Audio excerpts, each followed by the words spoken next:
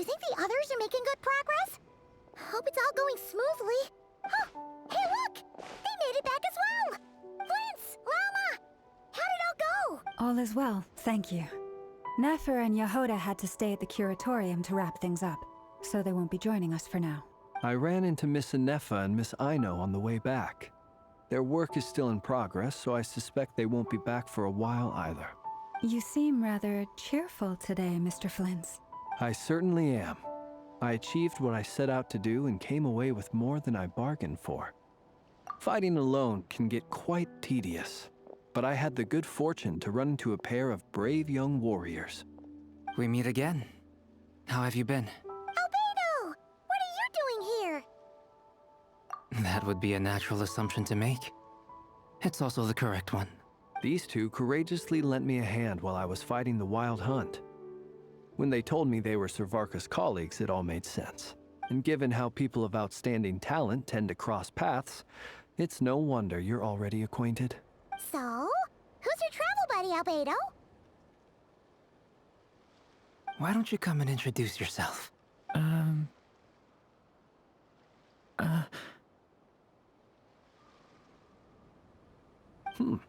A gentleman of few words, I see. And a rather stern countenance.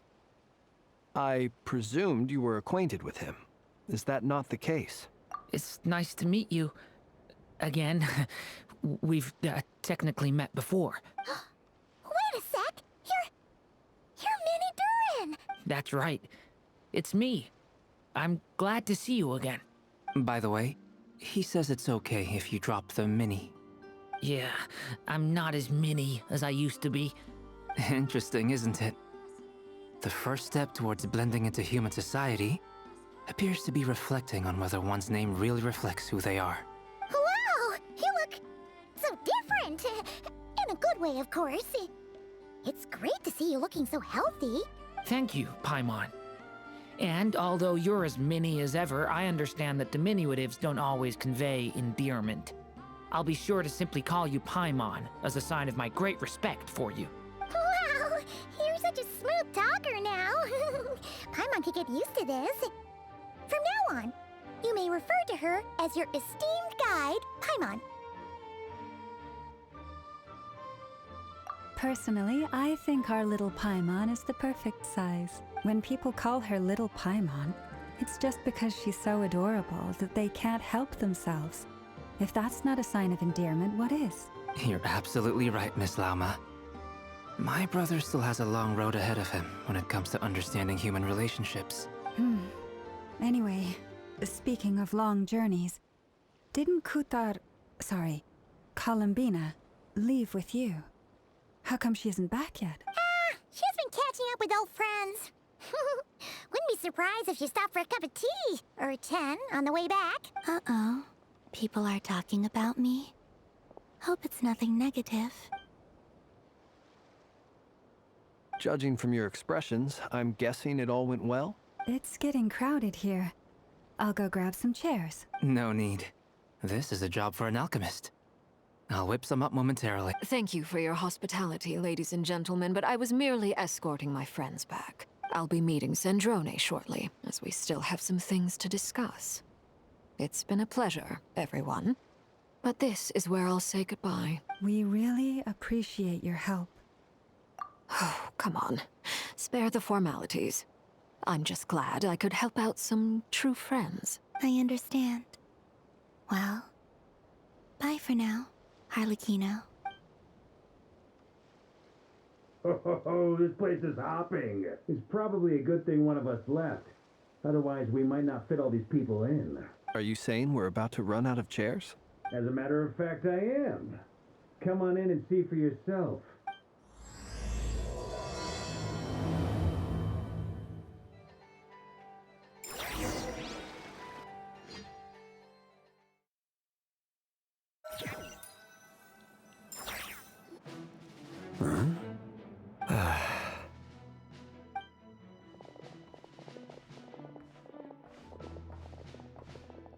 I overheard your little chit-chat outside, by the way. With Miss Columbina's colleague gone, we should be back to the original crew plus the other colleagues I brought in. Though it looks like we have another new face. Someone else managed to rope in a colleague too? Frankly, you and Paimon are the only people I know here. This here is Deansliff, colleague of Tibet's greatest guide, Paimon, and greatest adventurer, the Traveler. Well, not exactly colleagues, more sort of friends. When someone else jumps in to do the announcing, you know you're speaking to someone important. Let's hear what he has to say. Note to self. Once Paimon knows your name, the rest of the world will soon follow. When he comes looking for us, it's usually something important. Paimon's guessing you've heard about the Wild Hunt, then. From the looks of it, you're about to hold a meeting. If I were to say that the Wild Hunt is our mutual enemy, would that earn me a seat at the table? As the saying goes, the enemy of my enemy is my friend. Mr. Dainsliff, there's a seat with your name on it. Though, I can't promise the same for everyone else. Hey, Albedo, think you can rustle up a couple more chairs? After all this time apart, Grandmaster Varka's first order is to rustle up a couple more chairs. I've missed this. Is he being sarcastic? Hey, he's your brother. Why are you asking us? I've still got a lot to learn about the nuances of human conversation. Trying to decipher Albedo's way of speaking has been like jumping in at the deep end. Oh, good point. Paimon gets you now. Don't sweat it. There are people who go their whole lives without getting the hang of it. You're ahead of the game already.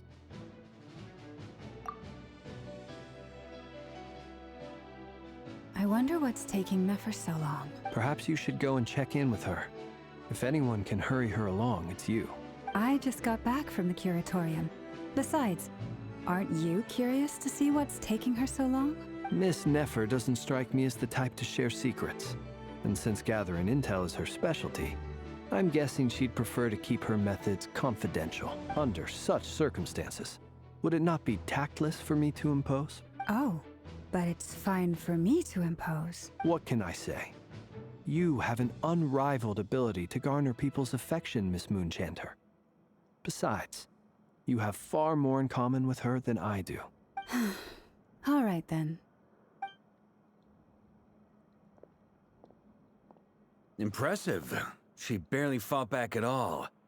I admire your powers of persuasion, my friend. As I'm sure Miss Lauma will realize soon enough, the trick in life is to always pitch in with other people's responsibilities so that you can be selective with your own.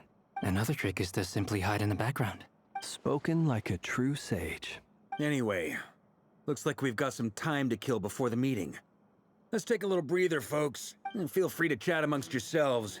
We'll get down to business once the other two arrive.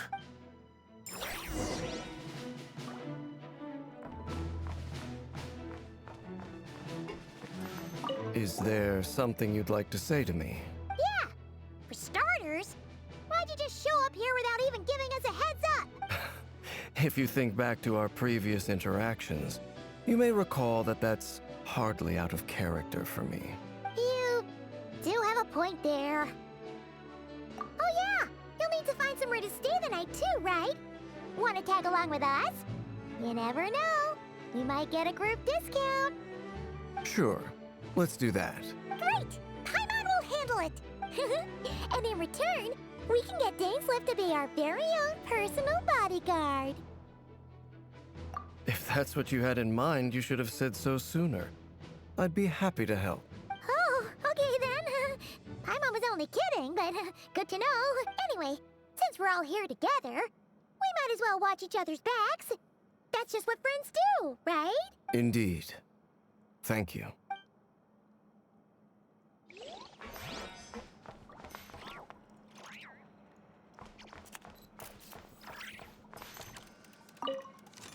You're both awfully quiet.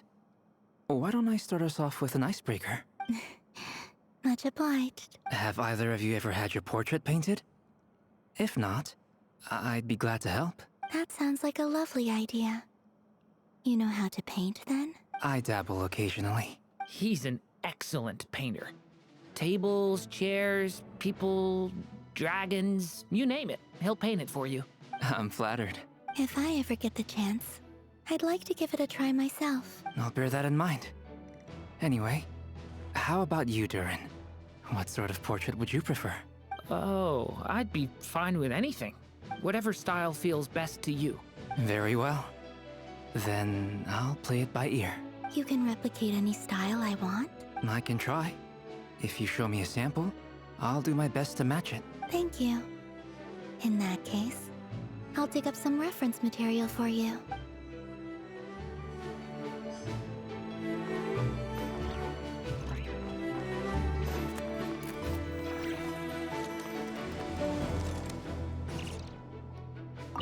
Truth be told, I can't remember the last time I was in a meeting with so many people. You're not alone there, my friend. The Lightkeepers also struggle to bring everyone together for a serious discussion. I don't doubt that. I've only ever met two Ratniki, one being you, and the other being that young guy, Itlua. Itlua is a good apple. I'll give him that. He's kind, honest, and regularly delivers supplies to my lighthouse. A true Ratnik to the core. In that sense, he puts me to shame. So you're what? A fake Ratnik? That's what it sounds like you're saying. But I get the feeling that's not quite what you meant. Come on, why the awkward silence? Sorry. I'm not even gonna bother trying to hide it. You've known all along, haven't you, my friend? Now, that was an awkward silence. Let's just keep this between ourselves. Probably best if Itlua doesn't know, huh? That goes without saying. Gotta be careful what you share with youngsters, after all. Anyone else in the know? Let me guess.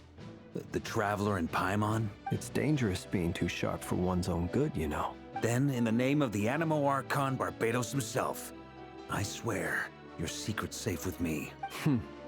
When we went for drinks, you said that you and Barbados were practically best buds. In the light of that claim, do you really expect me to take your oath seriously? Of course. Just as long as you don't go spreading around the fact that I'm close with Barbados, all right? Fair enough, then. Nothing like a bit of mutual leverage to seal the bonds of friendship.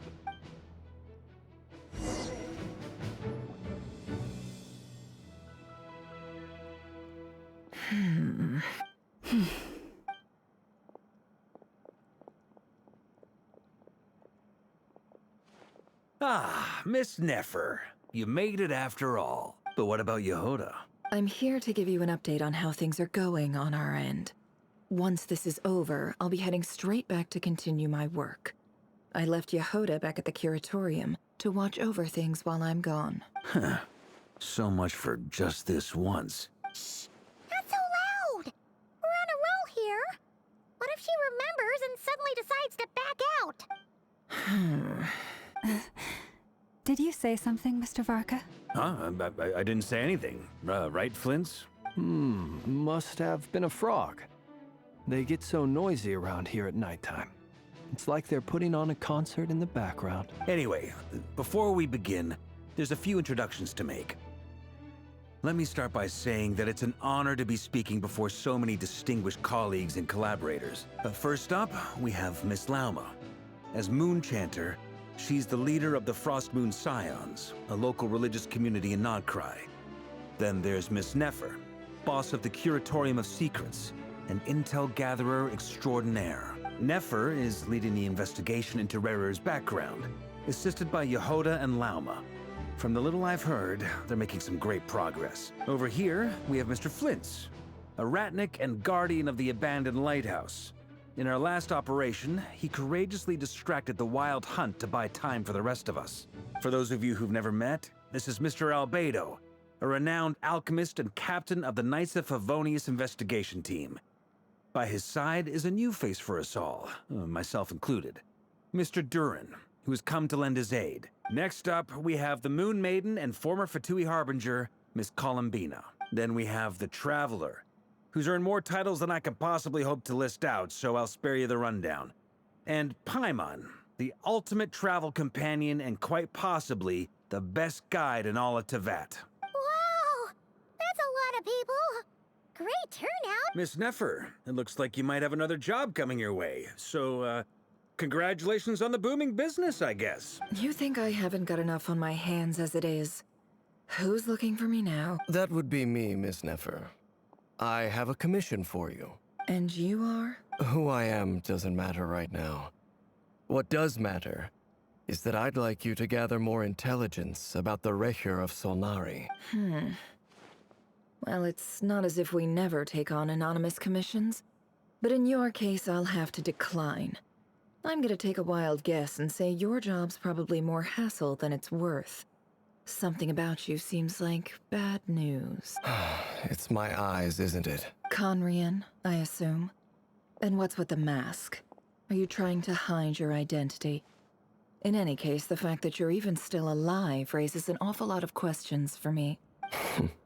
My name is Dainsleif. And yes, I am from Conria. As I'm sure you're aware, the Recher of Solnari's real name is Rerir. He was once an acquaintance of mine. Really? Then you must have been quite an influential figure yourself. You flatter me, but none of that matters anymore. My point was simply to clarify why I have asked Miss Nefer to investigate Rerir's background. So you're both from Conria, and it sounds like you used to be friends? What am I missing here? Surely you already know how he became one of the Five Sinners. I'll tell you everything I know. The history of Conria, the names and identities of the Five Sinners. I remember it all like it was yesterday. I have never spoken openly of this before. But the truth was exactly as people say.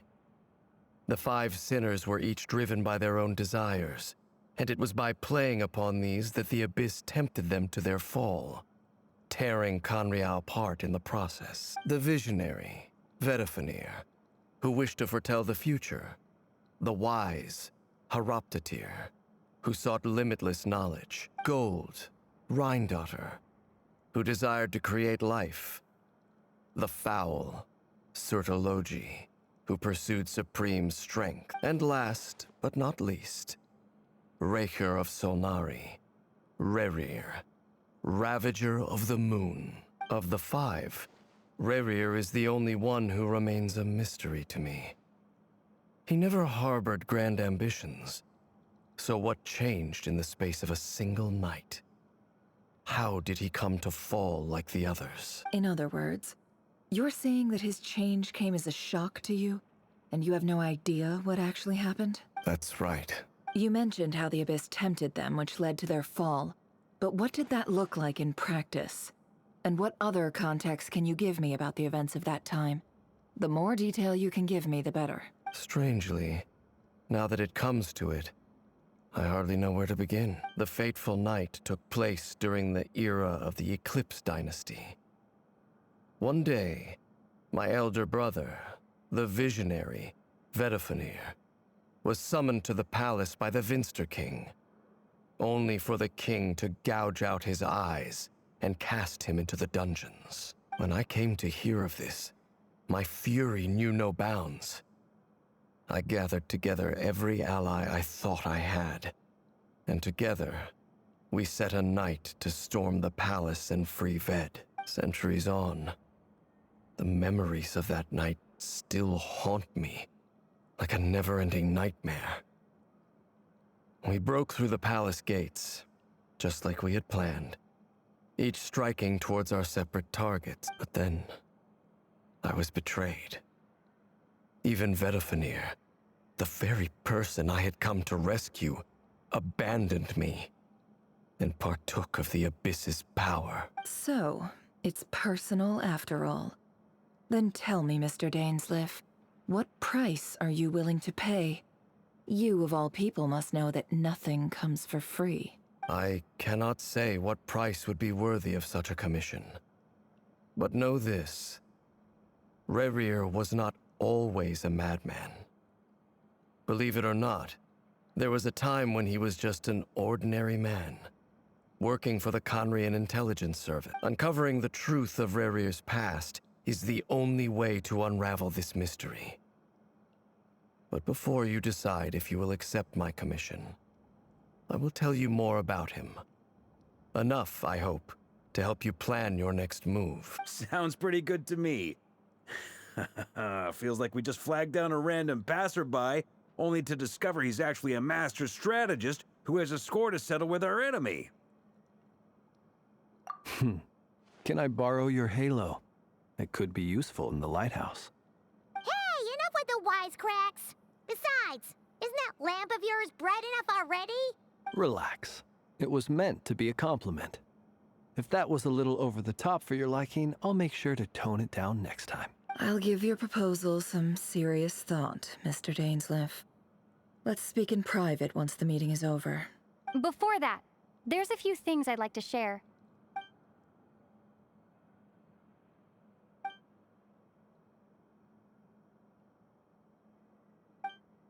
Now that we've united the hearts of the three moons, your power should be greatly enhanced. But it seems like that hasn't happened yet? I believe it will take a little longer. You've done so much for me, so I want to be completely honest with you all.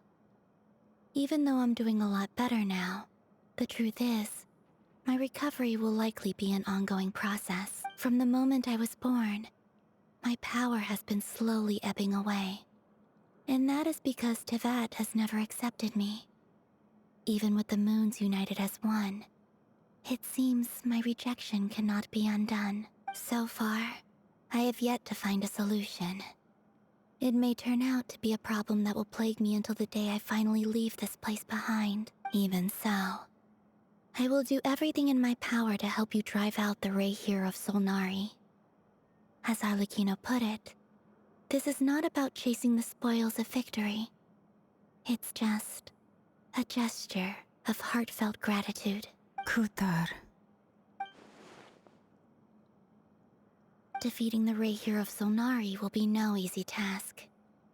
While my strength slowly recovers, we'll also need to gather more intel. Naturally. We should take all the help we can get if we hope to defeat him. We've considered several viable plans now, but our choice hinges on the answers to a few key questions. Is it even possible to kill Rerir? What experiences shaped the person or monster he became? And what's he really after? Given Albedo's expertise in alchemy, I think we should leave him to try and answer the first of these questions. Understood. As for the other two, I'm afraid we'll have to count on you again, Miss Nefer. Believe me when I say it's not my wish to burden you. But right now, relying on your skills is our only option. So you're placing all your hopes on me, huh? We can't thank you enough for agreeing to help us. Honestly, I can hardly believe how lucky we are.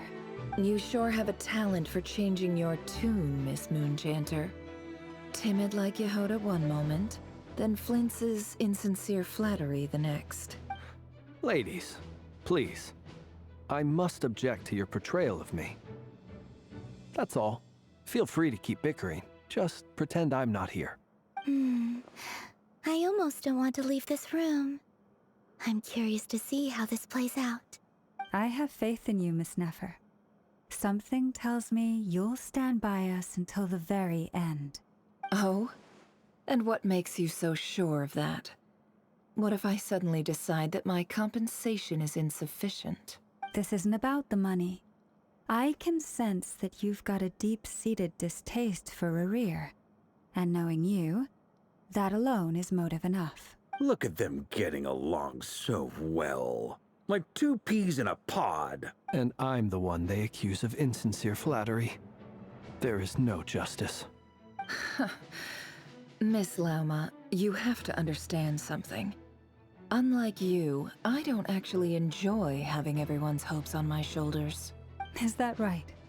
Well, maybe the fact that I'm willing to put my hopes in other people says more about me than you. But the fact is, I also trust you. And that's because I know that you're someone we can count on.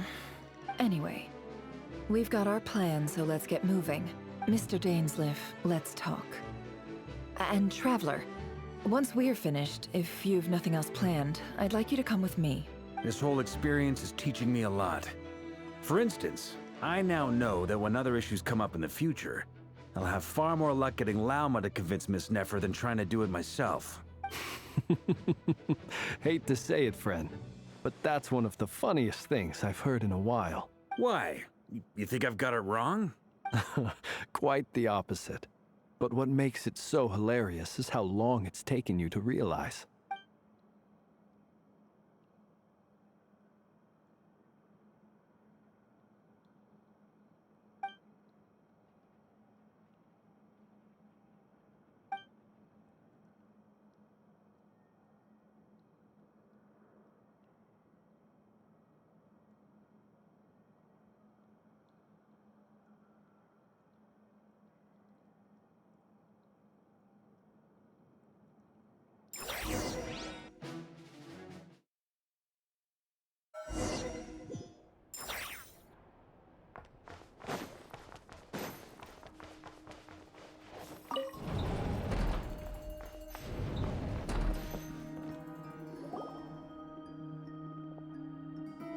Thank you for waiting. It's okay. We actually used the time to help Dainsliff get a room at the hotel. That's very considerate of you. Now, I trust you share my curiosity about Rerir's past, and you seem fairly familiar with Mr. Dainsliff already. We spoke at some length after the meeting. He was the one who suggested I should invite you to join this operation. He feels confident that these secrets will be safe with you. Dane has a lot of faith in us, that's for sure. Likewise. I appreciate that you got right on board without interrogating me about why I invited you. It shows that you trust me to explain everything in due course. That's because we know what you're capable of. We appreciate you too, Nefer. You might have been forced to help in the beginning, but this time, it was your choice. That's one way to put it. Another is this, that once a decision's been made, it's set in stone. After that, my only goal is to see it through. All right, so here's how it is. I'm going to access Rerir's thoughts again using my confidential method. Now, I'm sure you've seen things like this before on your travels, so you're surely well aware of how dangerous it can be. The reason I've gathered you all here is to ensure my safety during the proceedings. I plan for us to enter the fragment of his consciousness together, and once inside, I will focus on searching for information. Think of this as a diving expedition into someone's brain. If I'm the diver, you are my safety equipment, tasked with keeping me alive while I'm under the surface. Once the ceremony begins, we will all be spying on privileged information. But in the interests of safety, you must remain absolutely silent at all times. We will discuss our observations after the ceremony has concluded. Lastly, any individuals of a weaker constitution are advised not to partake in the ceremony. In any case, Paimon has her own job to do, which requires staying in the room but not joining the ceremony.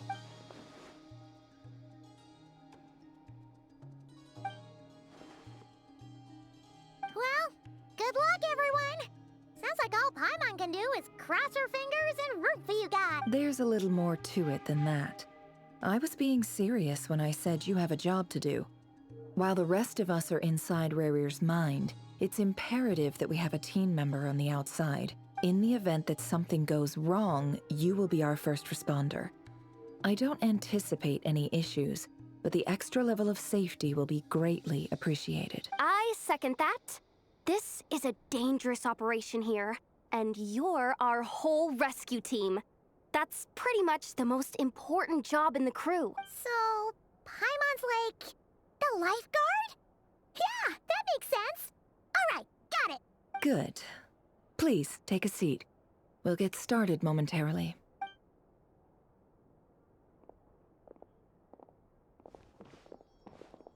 So, did Mr. Dainsliff tell you anything else? He told me that he believes Rerir kept some big secrets in his life.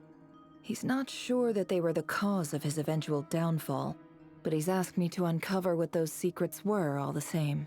But surely you're not planning to go through with this, no matter the cost.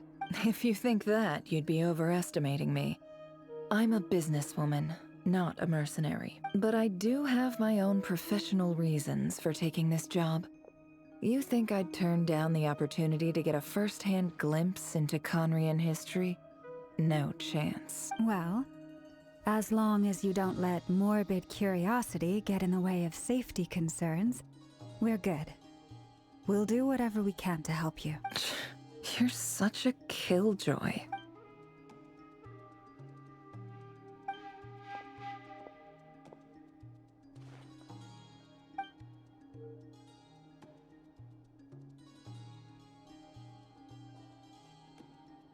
All right, I'm good to go. All set over here, too. Promise, Paimon, you'll be extra careful. All right. Let your whole body relax. We're about to begin. Close your eyes.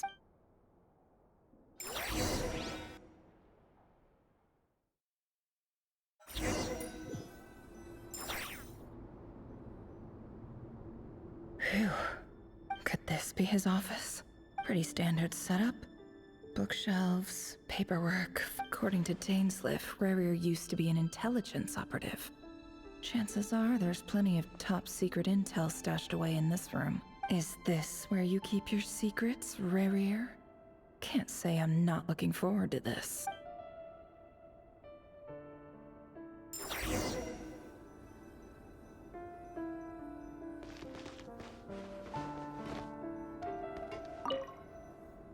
A file tucked inside a folder. The title reads, Dear Breakfast Shop Owner. It's a list of names. But at this stage, I have no idea who any of them even are.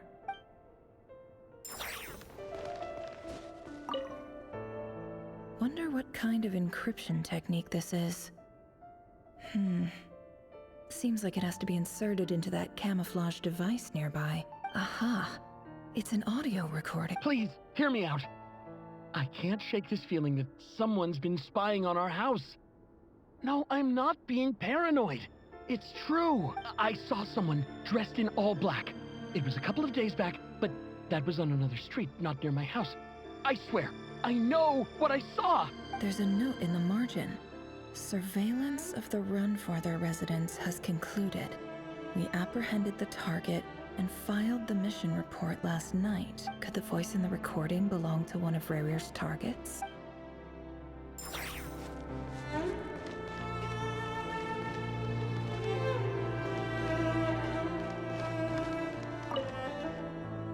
Bookshelves full of documents. Looks like these are all files, packed with the personal details of individual The Crimson Moon Dynasty preceded the eclipse. Since Rarier worked as a secret agent during the latter, it stands to reason that he was tasked with purging remnants of the old dynasty. Yep. Lines up exactly with what Dainsleif told me.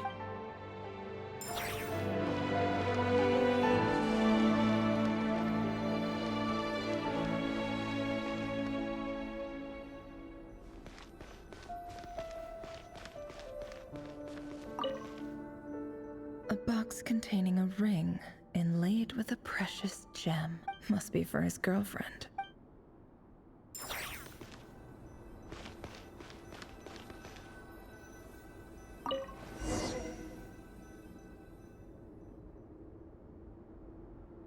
Today's files are in. Time to wade through them, just like usual. Male, 51. Occupation, cook. Confirmed Crimson Moon descendant. Has maintained frequent contact with other descendants over the past year. Poses a threat to the dynasty. Neutralized.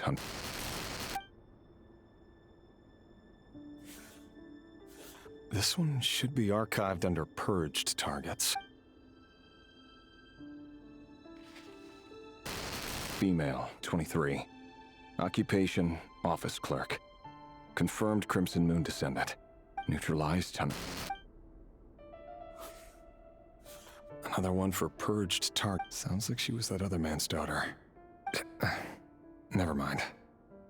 What's it got to do with me?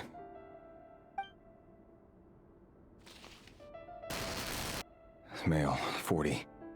Occupation, teacher. Confirmed Crimson Moon descendant. Has been observed making contact with other descendants during the past year. Neutralized on... Just another nobody for the... Come to think of it, I remember surveilling this man.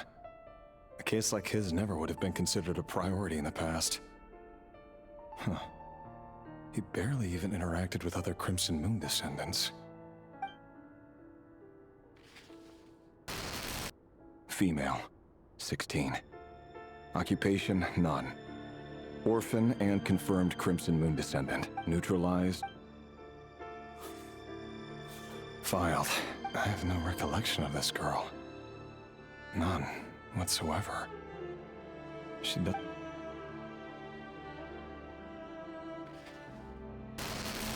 Female, 13. Occupation, none. Neutralized and... Filed.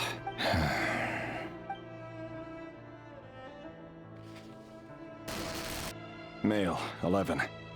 Occupation, none. Orphan and confirmed Crimson Moon neutralized.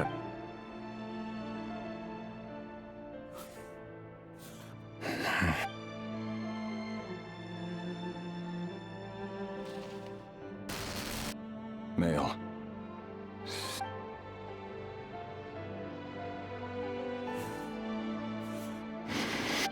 It's funny, isn't it? Your job is becoming both harder and easier at the same time, depending on how you look at it. Sooner or later, the Crimson Moon descendants will be completely wiped out. But as their numbers dwindle, they become harder and harder to track down. That's not how it is. Fortunately, however, most of the able-bodied adults have already been taken care of. The remaining weaklings will be increasingly easy to deal with. No! No. My job is to ensure the survival of the Eclipse Dynasty. And the only way to do that is by eliminating any and all potential threats. It's a perfectly legitimate line of work. Every single one of my colleagues can attest to my fairness. And if my friends were aware of the facts, I know they'd back me up too. Assuming, of course, that they were aware of all the facts.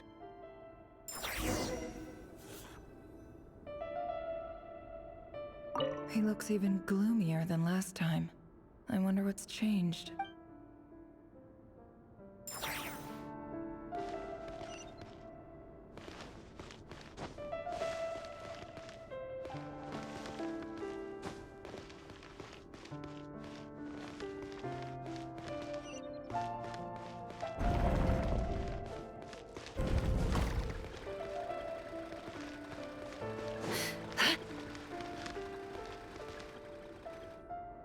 Mr. Vedifalnir, it's been quite some time since we last met. Revier, I trust you're here because you have something important to discuss. Forgive me. I wasn't tuning out, it's just, I noticed you didn't even phrase that as a question. As if you knew I was coming. Tell me, does someone in your position ever feel the need to ask questions at all? It is indeed within my power to foresee certain things. Things like your arrival. I was just thinking. It won't be long before I'll be inviting both you and Dane to my wedding. That isn't a lie, but nor is it a fact as such. It's a wish, isn't it? No fooling a prophet, is there? Ever since that day we met for drinks, I knew it was only a matter of time before you came looking for me. Does it feel good?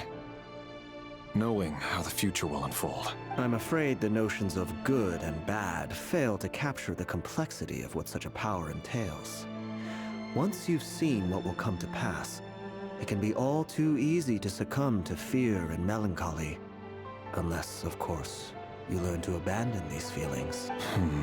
You fear my silence, and long to hear the words I left unspoken that day. That's right. You must have noticed my reluctance to broach the subject. And the reason is simple. Because the truth could never have lived up to your hopes. For both our sakes, such words are better left unsaid. The burden of prophecy was never meant for your shoulders. So who exactly do you deem worthy to hear your prophecies? None but our exalted king? Or rather, our king as he once was. You're closer to his majesty than I am. You must know better than anyone how much he's changed. You say that as though it is to my benefit. Yet precisely because of that, I dare not speak rashly. A king can turn out to be the most virtuous of rulers, or a tyrant more terrible than the most vicious of dragons. You are so wise and far-sighted, yet still you would have me live in fear of the unknown? You make a fair point. Especially given my silence alone was all it took to send you spiraling downwards. Very well then, let me offer you some advice. And I say this not as a prophet or a visionary, but simply as the brother of your friend. For many reasons, there is very little chance of your marriage ending in happiness. If happiness is what you seek, you should find another fiancé. Hold on. There's that same black fog again. Could this memory belong to Thelindis? Wait. Hear me out. This time we finally got a clear look at his face and learned his true identity. His name is Rayrir, and he claims to be one of the king's guards. What did you say? A cruel irony, isn't it? The man you're set to marry leads a double life as a brutal executioner. Why are you telling me all of this now? Simple. It's because I want you to kill him. You are the only person he would never suspect. No, absolutely not. I would never dream of doing such a despicable thing. So you'll just stand by and watch him slaughter us to the last? Do not forget that the blood of the Crimson Moon flows in your veins too. The blood of the Crimson Moon? What does that matter now? The dynasty has long been dead and gone. You think that alone is reason enough for me to throw away everything I have? Why wouldn't it be? You too were once a child of the Crimson Moon, just like me. Don't tell me you've never felt so much as a flicker of fury for the way we were trampled into the dust.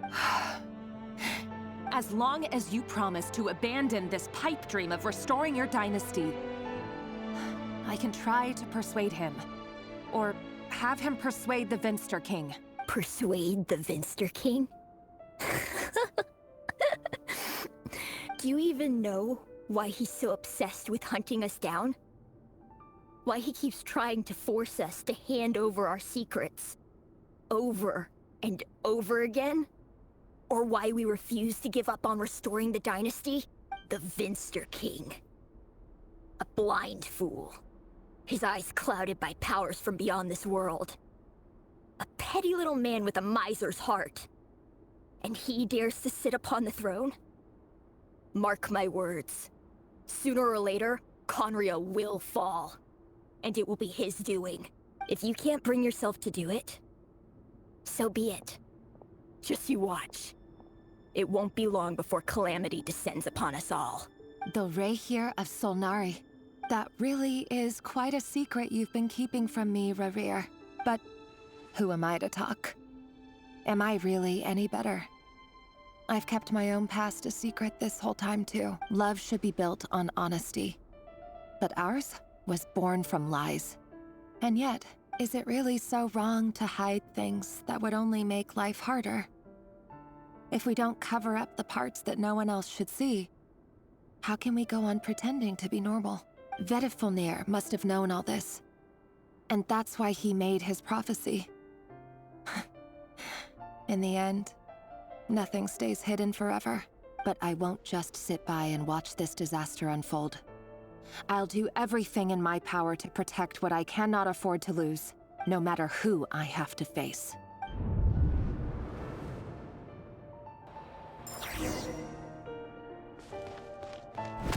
Huh? Was that Rayrir who just walked past the window? Doesn't it give you the chills that he still takes the same road to work every day? As if nothing ever happened. Those people at the deli. Enough already. They're clearly pretty taken by their own disgust, so just smile and play along. Pull the rug from under beasts like that, and you'll risk having your throat torn out. Delhi. Oh. They're talking about those people from the opposition. Right. I'd almost forgotten they used to run a deli. People of no consequence always vanish so easily. And no one even remembers them. But surely you can see he's not the man he pretends to be! So many have died already, and they say that the king's madness grows with each passing day. We're not going to survive this, are we? But why does it have to be this way? Do we really deserve to die just because of the blood that runs through our veins? Felindis, are you even listening? Sorry, Freether. My mind was off wandering. I heard you, though. You're talking about what Rerir said. He's just following the king's orders. He's a secret agent, and it's his job to hunt down rebels and dissidents. By the time you first met him, he'd already taken lives. Maybe he was using you from the very beginning. No. Rerir has no idea I have anything to do with the Crimson Moon. My family are only distant relatives of the main lineage, and besides, my eyes are perfectly ordinary. Truth be told, apart from my teacher, pretty much no one knows I have any connection to any of it. It's been a long time since my family severed ties. But as Orlog said, who could possibly talk sense into that raving lunatic of a king? I'll work something out. Trust me, I'm with you all. But for now, you need to keep yourselves hidden. Don't let anyone find you, anyone at all. Don't forget that Rerir is an Eclipse operative. You need to be extra careful when he's around. And when I am too. For now, don't come looking for me. And if anything happens to me, just act like we've never met. If even you can't escape this, what hope do the rest of us have? But after all this time together, surely he wouldn't lay a hand on you. I won't speak in his defense, nor can I give you a clear answer to that question. But I'll do everything I can to put an end to this. Here, hold on to this. If an opportunity to escape presents itself, take it. You'll be glad you took some spare change. You call that change? But what about you? I've got a job, and there's still money coming in. But you can't go anywhere right now. Please think about yourself for once.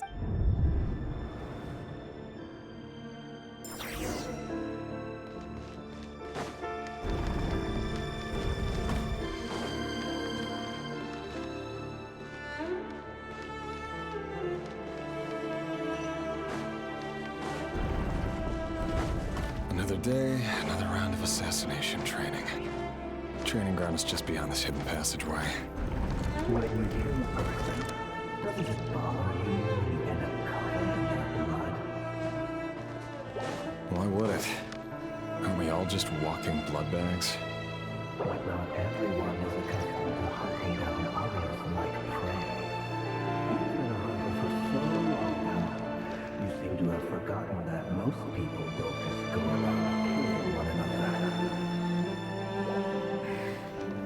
Leave me alone.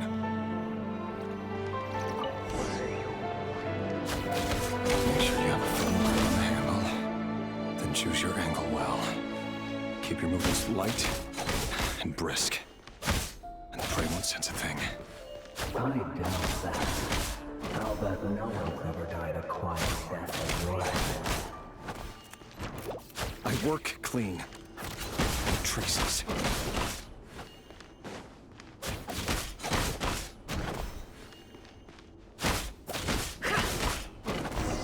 That doesn't make it open or blood. The thing happens to need you right now. What if somebody doesn't? That won't happen. He's changed. Ever since he fell under the spell of blood power. In the beginning, he only had to take a handful of the guilty. The ones I've dealt with have always been guilty. And I've carried out my work flawlessly.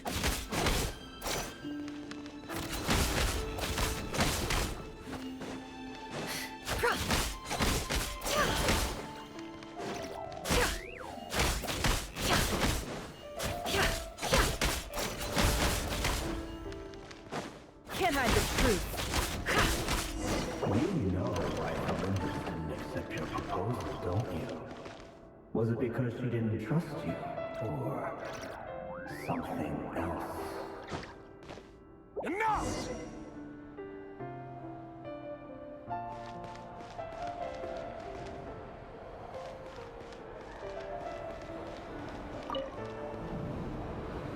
Delindis, do you still remember Orlog? Orlog? The boy who was pretending to sell flowers. You spoke for quite a while, didn't you? Yes, we did. What about him? He was arrested 2 days ago. Chances are he's already dead. I just don't get it! After everything he's done, why do you still stand by him? Or does it mean nothing to you that people keep dying? No, that's not... Just hear me out. I need to go now, Delindis. They're looking for us.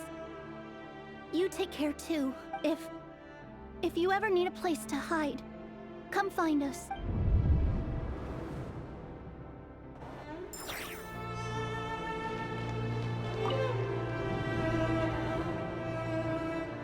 Author, Thelindis. Over the course of this week, the research object was subjected to interference for a total of 47 hours for experimental purposes. The results are as follows. All subjects of observation that were sent inside have now...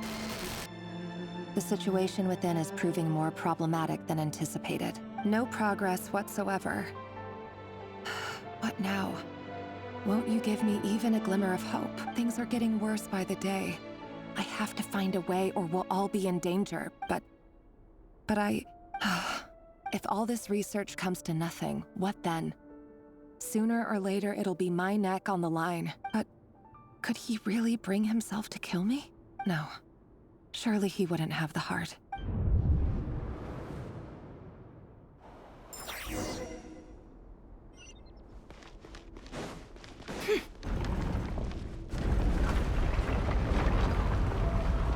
Why won't you just let us go? We don't even know each other. All we want is to live ordinary, peaceful lives. You want to live?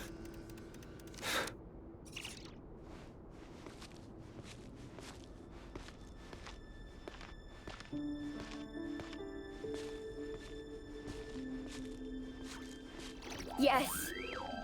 I just want to go on living. Is that really such an unforgivable crime?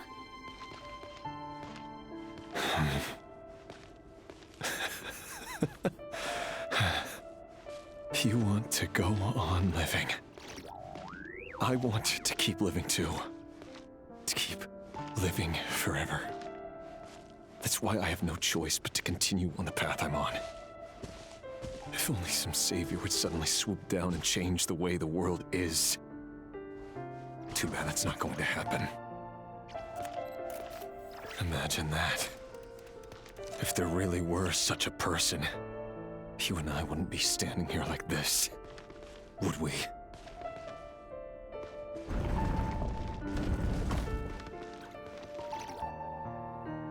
Today's files are in. Time to wade through them just like usual. No, I don't get tired of it. It's my job. And not only am I lucky to have it, I'm good at it too. Huh. Wait. That's... Thelindis? No. No. Why? But you bear no mark of the Crimson Moon. How could you possibly have anything to do with them? It cannot be! A diluted bloodline. Carefully concealed. What a fool I've been. Numbing myself with talk of justice. Even imagining my friends would back me up.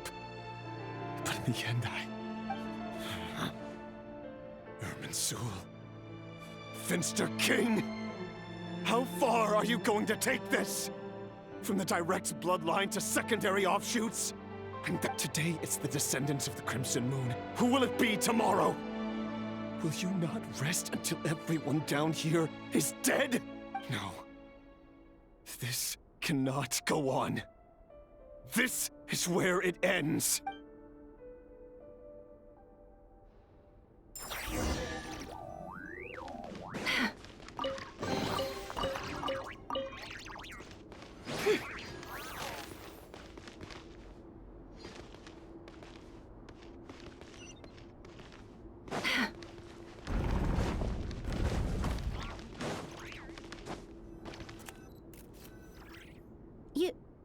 You're really letting me go? I am. As long as you can guarantee that no one will find you. Don't worry, I'll be extra careful.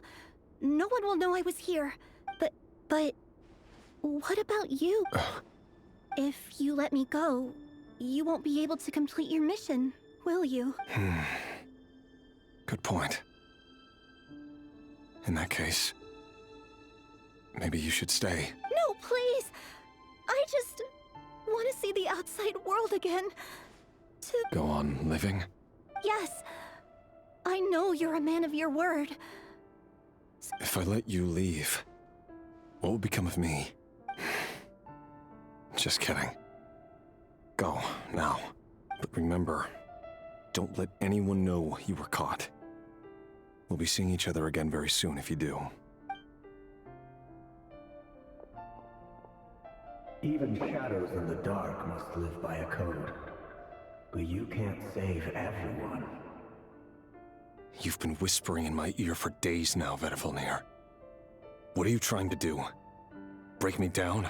I only say this because you long for an answer to your problems. Let her go, Rerir, or you risk losing everything.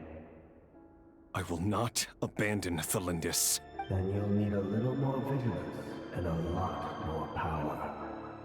The world is changing, Rerir. Keep your eyes peeled for your moment of opportunity.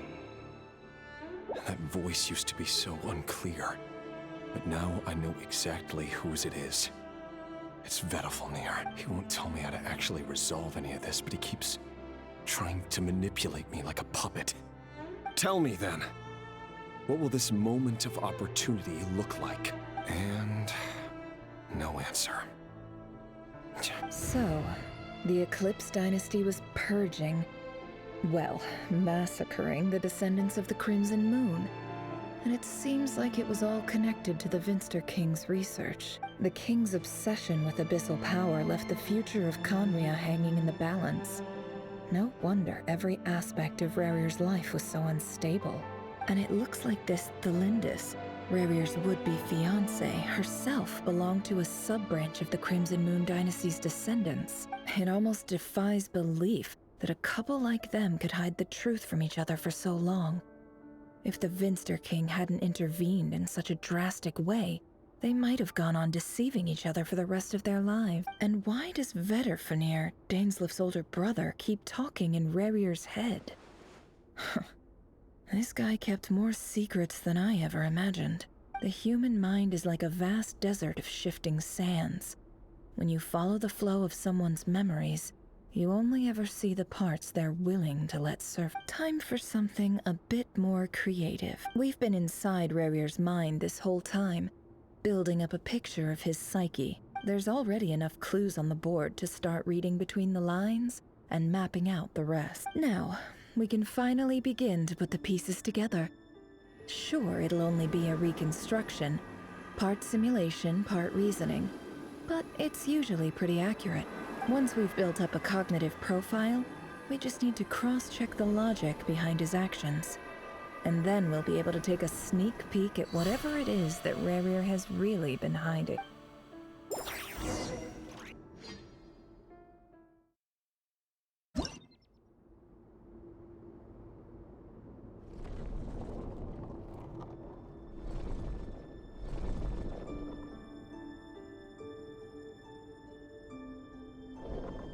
Rerir, are you there?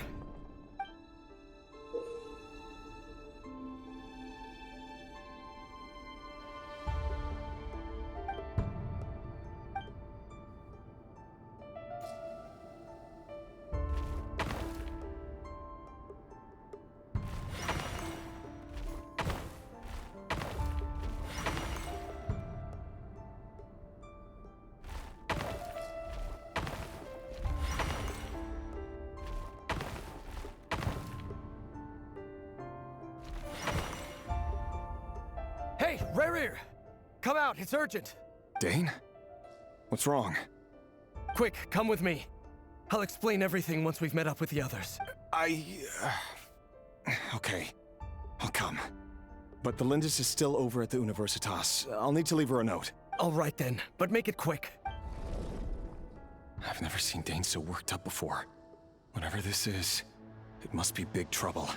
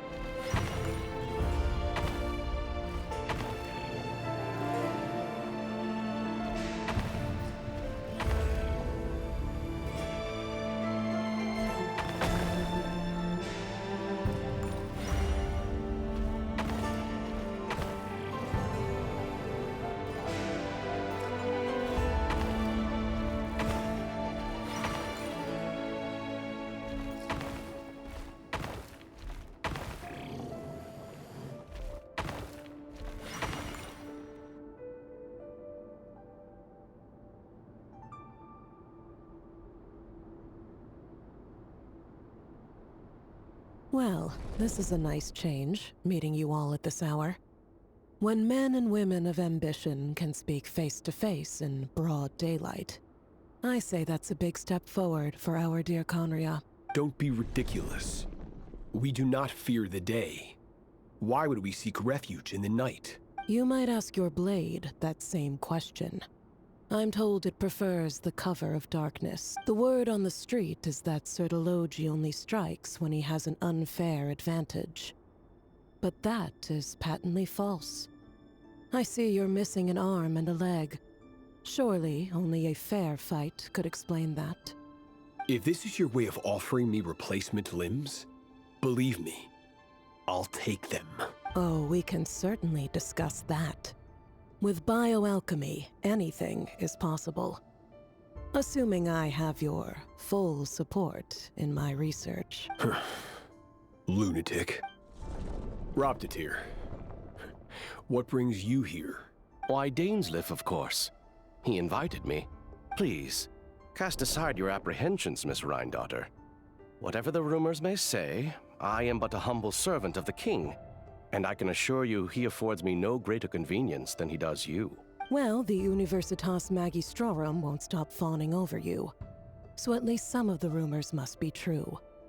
You're clearly doing well for yourself, so drop the humble servant act.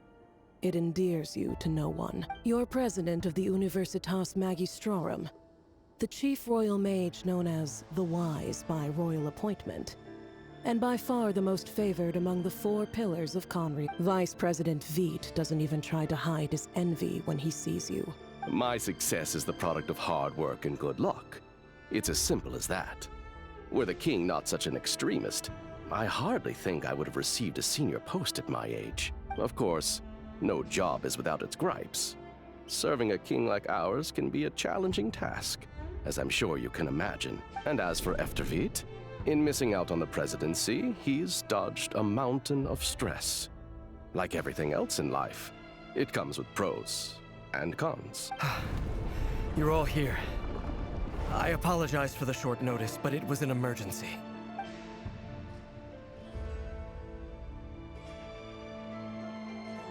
You must be Rerir. Mr. Sertologi. Yes, I handled your case file during your sentencing. Nothing personal, of course. I'm pleasantly surprised that you remember me. You're clearly a person of substance if you've been invited here. But Dainsleif, you'd better have a very good reason for convening this little gathering. It's my brother, Vedalfenir. After he spoke at the court this morning, the king was so infuriated by his words that he had him blinded in both eyes and thrown in prison. Vedalfenir in prison? Strange. I thought the king trusted him and Horoptatir more than anyone else in the world. Does this mean the king's circle of trust just got even smaller? It has nothing to do with trust. It's about what the king wants, which is as clear as day to anyone paying attention. I simply appease him, because it's in the best interests of the Universitas Magistrorum. And also because you're slimy. Vetifolnir, perhaps less so. But still, a visionless visionary? It rather inclines me to think that qualifications are not what get you ahead in Conria. Do you honestly think this is an important discussion to be having right now? Dane, what are you planning to do? Rescue Vetifolnir, I assume. Correct. It will mean storming the palace by force. Tonight. I need all of you on my side. That's far too dangerous. And don't forget, Dainsleif, you're captain of the Royal Guard. You swore an oath to the throne. You've been planning this for a while, haven't you? I have no desire to commit treason. But whatever critique the king may have of Vetifolnir, disfiguring your most loyal subject for putting the best interests of his court and nation first, this is not the conduct of a wise ruler. My blade will force the king to see the error of his ways. So, Vetifolnir's prophecy enraged the king. I'm sure it wasn't what he wanted to hear, but if he won't take counsel even from the visionary, that is deeply troubling news. The extent of His Majesty's madness is now all too clear. The question is, how does a man like me get out of this situation unscathed? You have noble ambitions, Dane, but I'm afraid they don't do much for a guy like me. I'm not interested in saving the world. All I want is a letter of pardon. A letter of pardon? For whom? Thelindis? The chances of the Vinster King issuing a pardon for anyone connected to the Crimson Moon seem vanishingly slim.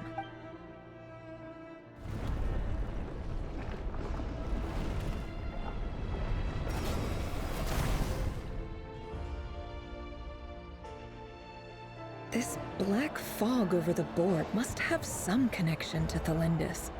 But why is it taking this form? Does it have something to do with Revir's past?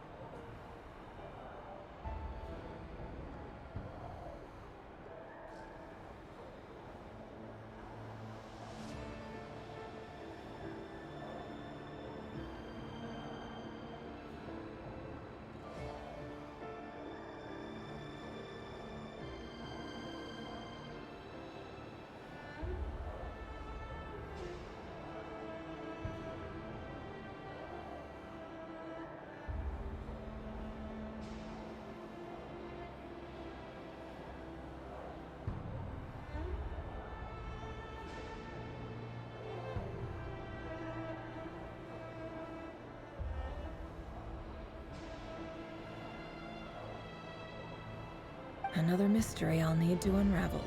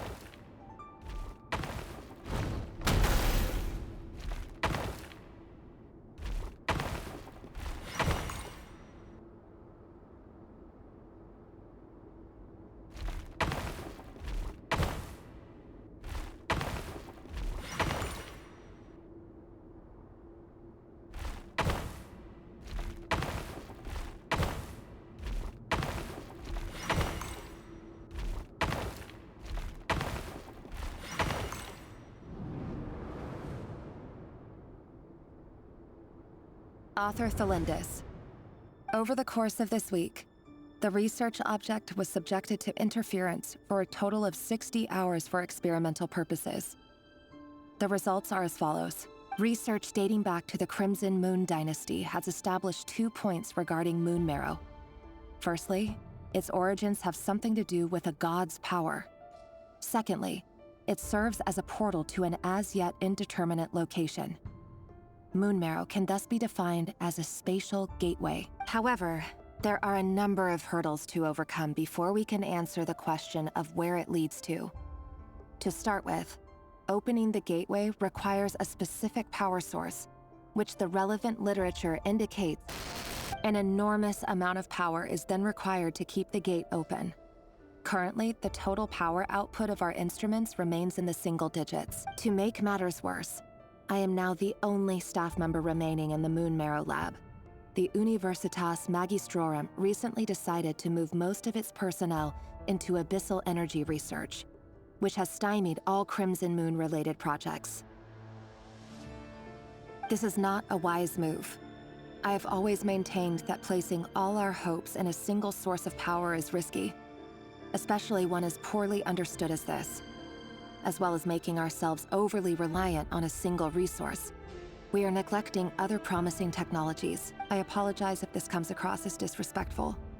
But as a Moon Marrow researcher, I desperately want to see the world beyond the gateway. If we really made it there one day, what would we find?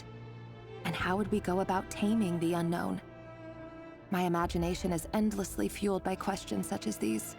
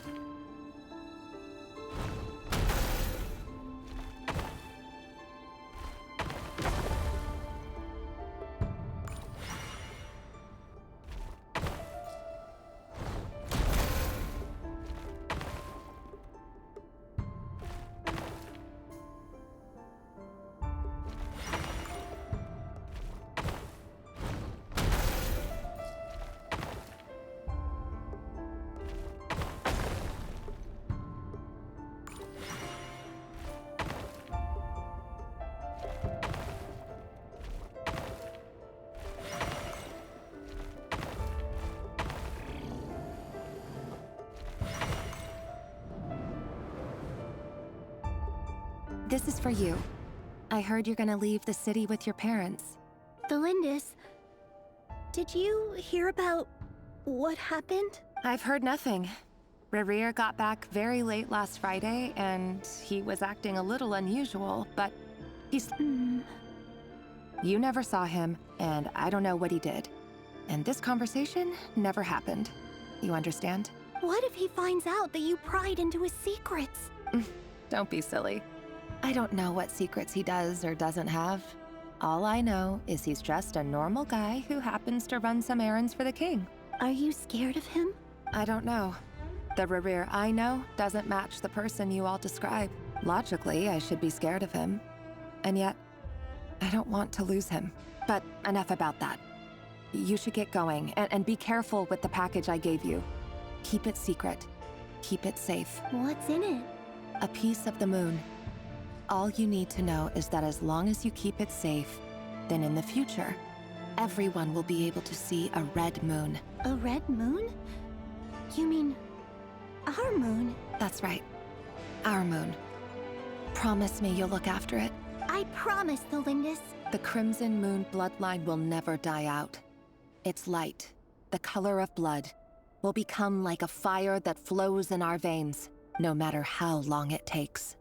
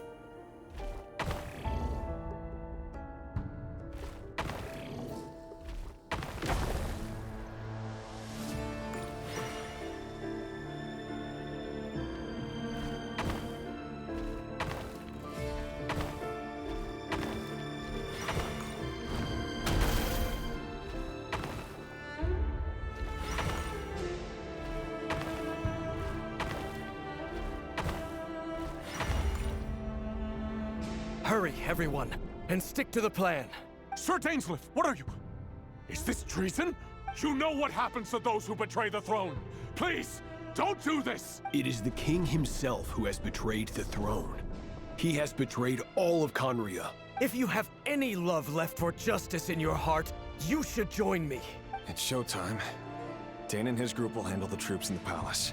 Then Hraptatir and Rheindater will disarm the security measures. My job is to enter the prison and rescue Vedifalnir. Stay safe. Wish me luck. Look after my brother. Draw your blade. It is time for justice to prevail.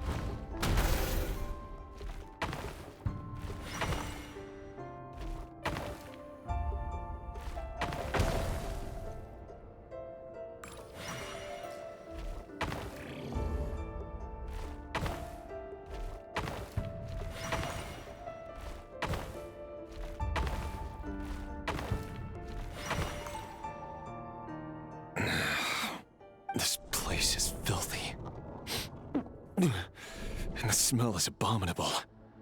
Clearly, the king doesn't allow his prisoners a single shred of dignity. This is dire. Found you. Hello, Mr. Vedafilnir. Ah, it's you. Surprised? Oh, wait. I guess I certainly felt some surprise in the moment when I was blinded. Surprise at the king's sheer ignorance. Surprise at just how unfairly this world responds to words of earnest remonstration. I'm curious. What did you prophesize this time? It wasn't a prophecy. It was a word of warning. Someone had to say it. The king has forsaken all reason in pursuit of his obsessions. I simply told him that if he continues on this path, Khaenri'ah will surely fall. But he didn't listen. Worse still, he stabbed you in both eyes and locked you away. Dane asked for my help. The court is in complete chaos now, but I'm sure you predicted that. Everything is transpiring as I foresaw. Yet I am powerless to change it. Fate is an immutable force. I can but lament as the inevitable unfolds. I do wonder whether giving a man the power to see the future does nothing more for him than slowly crush his spirit. Forgive my curtness, Vedafilnir, but the king did not suddenly turn on you today. His suspicions have been brewing for a long time. You can't have wisdom beyond the reach of your fellow man without attracting his fear and suspicion. There are things the king does not want to see. So, he doesn't want you having visions of them either. He blinded you because he thought this would make the visions stop. He wasn't entirely wrong. I did indeed lose my power to see the future. Right up until... Until what? Just now. I believe I saw something new. Well, tonight could go a lot of different ways. 5 of us banded together to storm the palace, also we could rescue you. This will go down as the most tumultuous day in Khaenri'ah history. I sense hatred in you.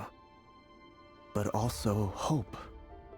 A desperate hope that with the tyrant deposed, that will be the end of the story. But this is not the end. It is the beginning of a new chapter, in a whole new story. There are many men of honor and courage in this world, Rerir. But you are not one of them. You're not here for justice, are you? You're here for yourself. Is that a dagger? Interesting. Why not the polearm? It was always your weapon of choice. With your abilities, I don't doubt that you were able to recover some of your sight. But I also doubt that you want to make an enemy of me right now. Of course not.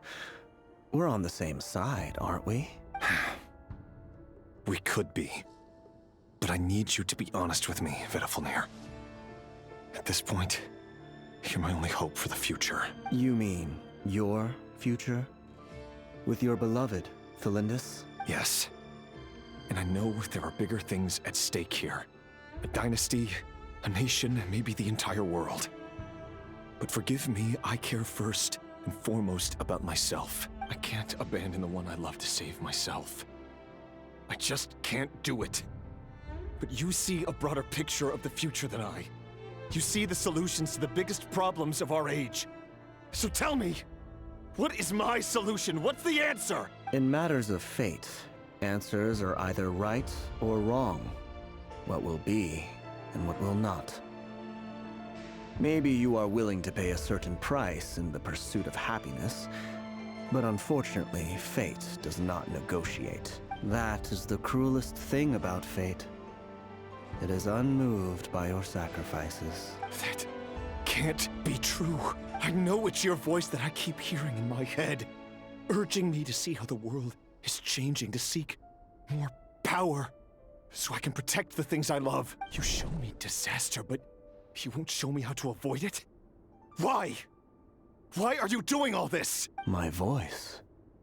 In your head. So, you hear it too? The voice that steals your mind, gains your trust, and drives you crazy. It turns out that we are not so different, you and I. Vedafilnir just broke into the strangest smile I've ever seen in my life, as if he'd discovered some monumental secret. But then he suddenly switched to looking extremely weary. Very well then. My advice to you is as follows. You must persevere. Whatever trials and tribulations you may face, be steadfast in the belief that they are your path to the future. For as long as you live, your story with Thelindis shall not come to an end. That is the only chance you have of fighting back against fate.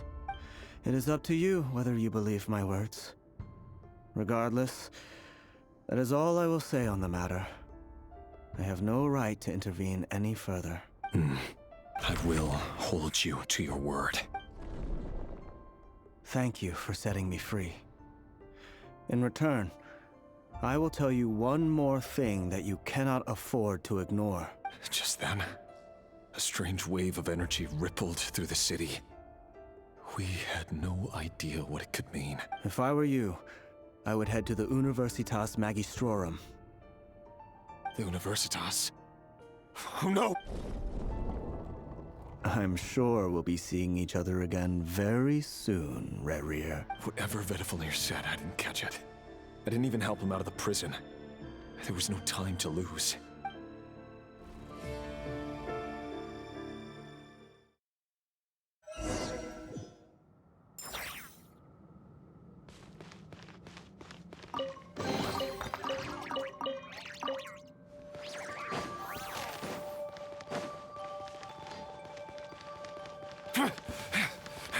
Monsters? Is this Rhindotter's doing? Or the Universitas Magistrorum? Out of my way! I see everything! Rest and rebuild! That's all my strength! It all adds up.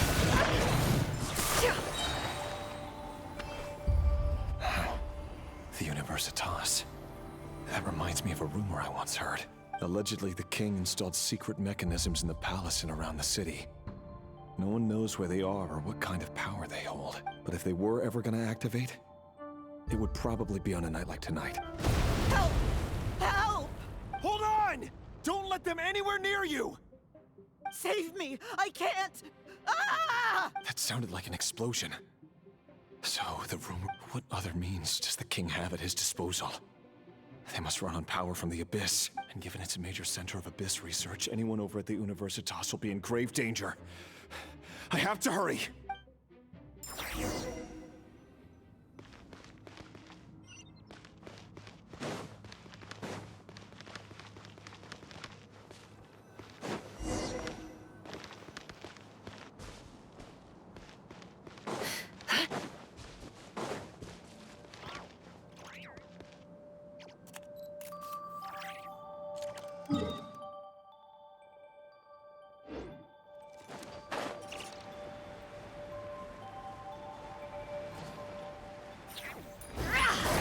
Can't hide the truth.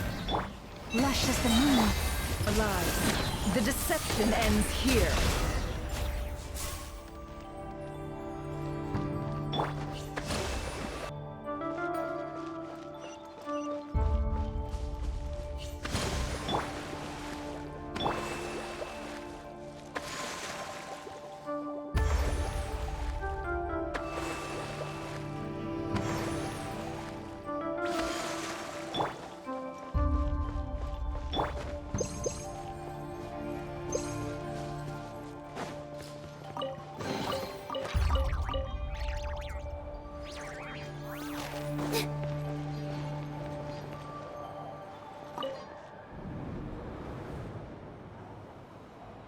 Monsters. At the Universitas Magistrorum? Why now? Oh no! They're coming! It's no use. The table won't hold out much longer. The weapons. Where are the weapons? Of course. All the lab equipment was upgraded after the inspection last week, but the new weapons haven't been allocated yet. I'm done for. Is anyone there? I need help! Ah! Stay back! Please stay back! Please!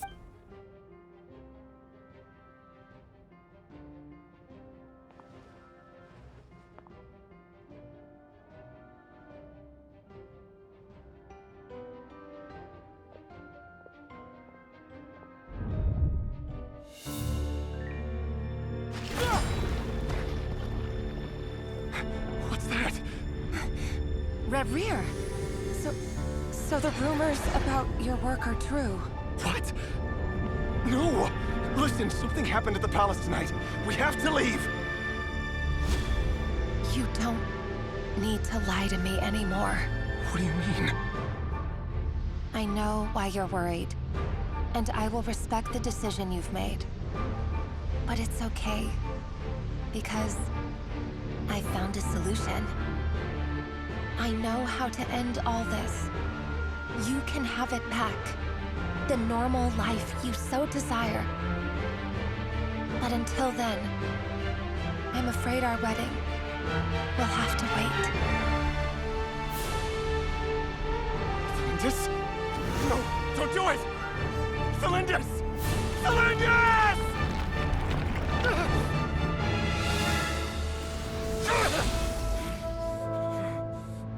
I told you, Rerir. Let her go. You will find someone better. No! I won't do it! I have to save her! By what means exactly? A lowly pawn. You lack the power and the strength of will. Do you know why? Tell me! Come to the palace. Join us.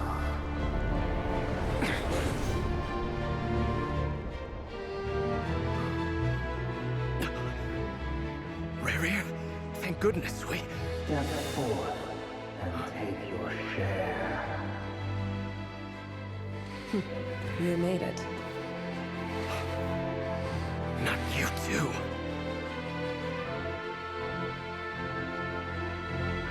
Hatred or grief, despair or desire. We all have our own.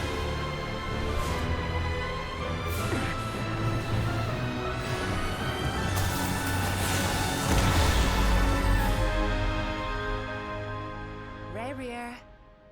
Rerir. Celindus? Were you daydreaming?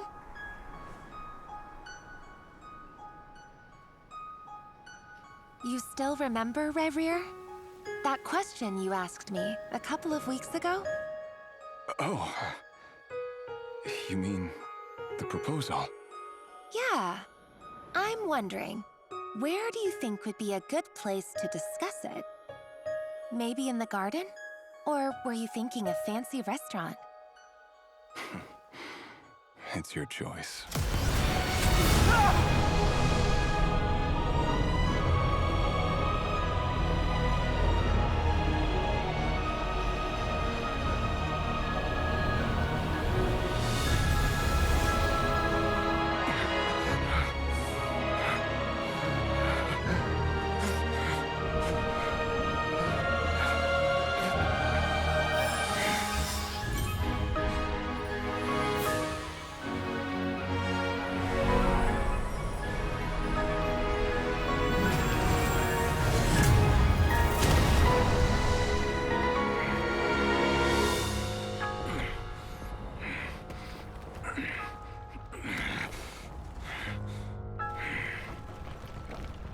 I will find you. And then... you can give me your answer.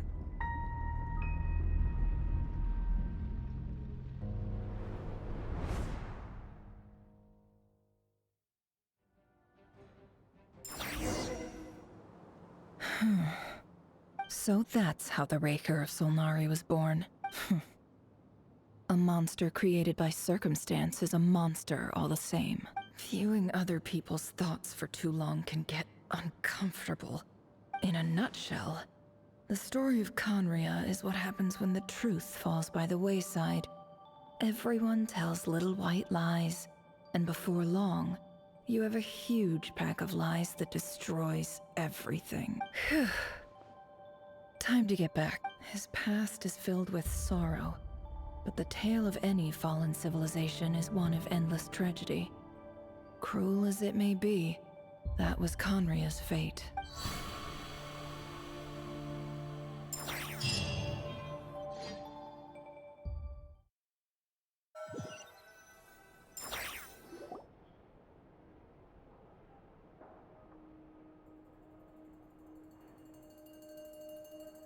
Everyone, I'm back.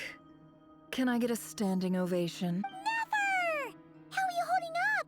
Feeling okay? She's fine. Boss is a pro. Yes, I'm fine. You will have seen the events of Rerir's life through my thoughts. It's now clear that he is just a regular nobody, driven by personal tragedy, as he said himself. I mostly agree. There's only so much we can know about him from his memories alone, but they did give us a clear glimpse into his life in Conria. However, I would not consider Rerir to be a nobody. He was deeply involved in the events of that era. Yet, when the catastrophe of a generation strikes, nobody is safe. Sounds to me like you're speaking in riddles again. Is this you urging me not to abandon the people of Nodcry in their hour of need? That's not what I meant. Although I do hope you choose to remain a part of the plan. Without you, the mission ahead will be all but impossible. Then try to remember that I respond better to the carrot than the stick. And I don't appreciate being bossed around. Now, as for you, Missy, you were excellent. You stuck to the rules of the ceremony and kept your mouth shut the entire time. Bravo. Cool. So, can you fill me in on the deets now? Most of what I saw went right over my head. Patience. You'll hear the whole story, don't you worry. But let's meet up with the others first. It will save me narrating it twice. Yehoda? Yes, boss. Let me get that door for ya. That's more like it. For a moment there, I was worried you'd forgotten about the first clause of your employment contract. Forgive my curiosity, but what does the first clause say? It says I gotta do the annoying stuff that boss is too lazy to do for herself. Like opening the door, pouring the tea, yada yada. Is that right? If something is in the contract, it's because she willingly agreed to it. Rest assured that the Curatorium abides by the very strictest of labor policies. You don't seriously think I'm cruel enough to treat her like my slave? In any case, I've hardly shied away from my share of the work today. Hope I don't catch Flintz and Varka lounging about in their chairs, enjoying a leisurely cup of tea. There's nothing I dislike more than other people enjoying themselves while I'm hard at work.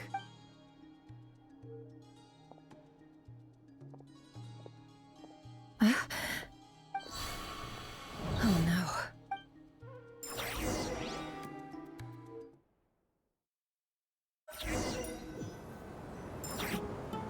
Sorry to disturb you, but we seem to have run into some trouble. Evidently so. Don't worry, I'm not about to leave you to fend for yourselves. I'm not that kind of boss. And it would go against the Curatorium's labor policy. I'm sorry. What did you hear me say?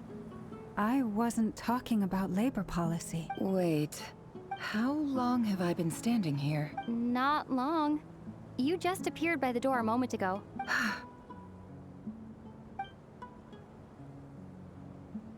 Boss, what's wrong? You look like you've seen a ghost. We've been tricked. We never left at all. Somehow I hallucinated that whole scene back inside the office. Hallucinated? But how? How indeed. This place should heed my will alone.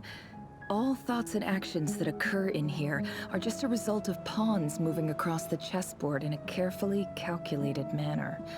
And nobody has access to this chess set but me. So you control everything in here? More or less.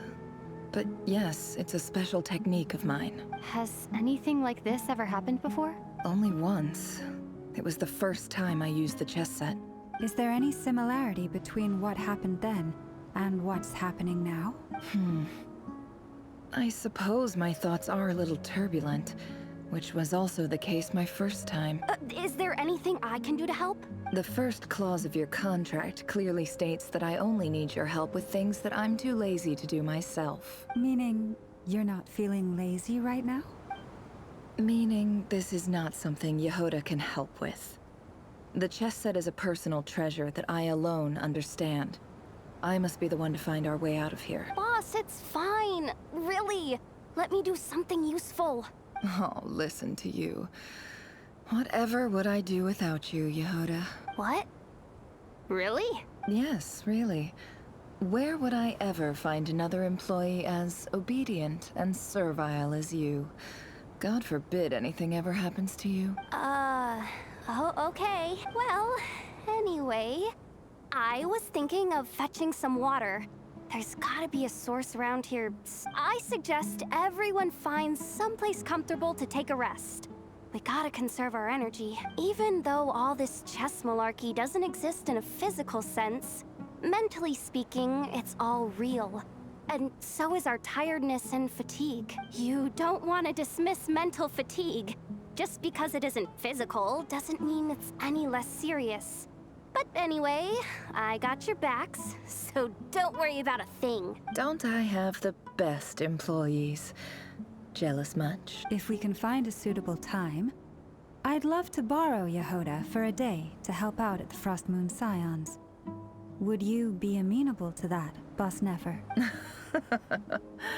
Oh, Lama. Have I ever told you just how pretty you are?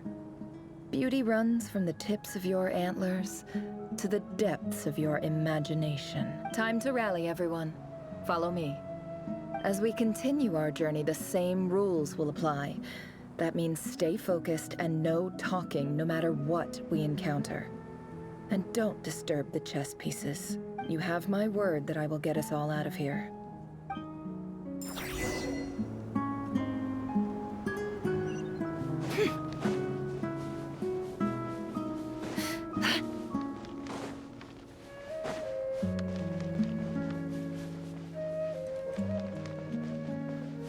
This place looks...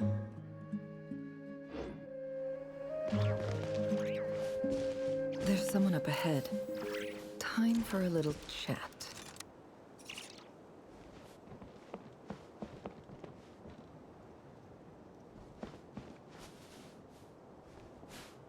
I wasn't expecting visitors at this hour. Wait, is that? Oh, it's him. There you are. Sinue's been looking for you all day. I think he has some news for you. Oh yeah? What were you doing just now, Uncle Retinue? Hiding away some more loose change? I know I saw some Mora. What do you mean loose change? Oh, come on, I'm too old for this. Just pretend you saw nothing.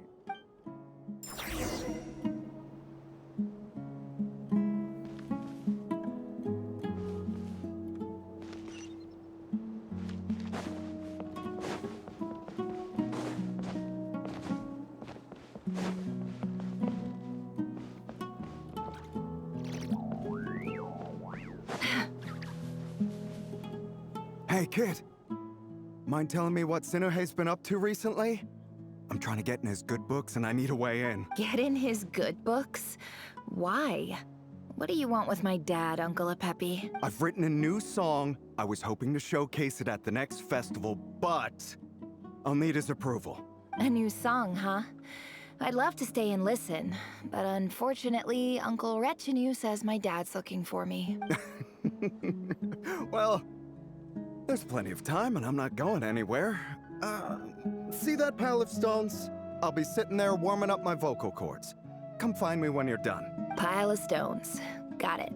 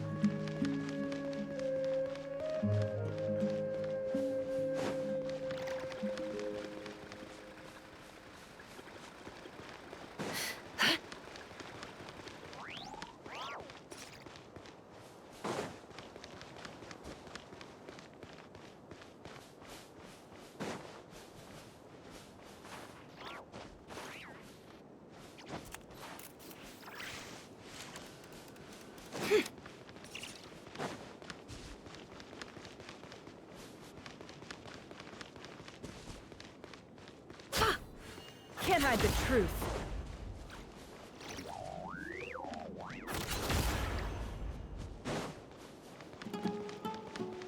It all adds up.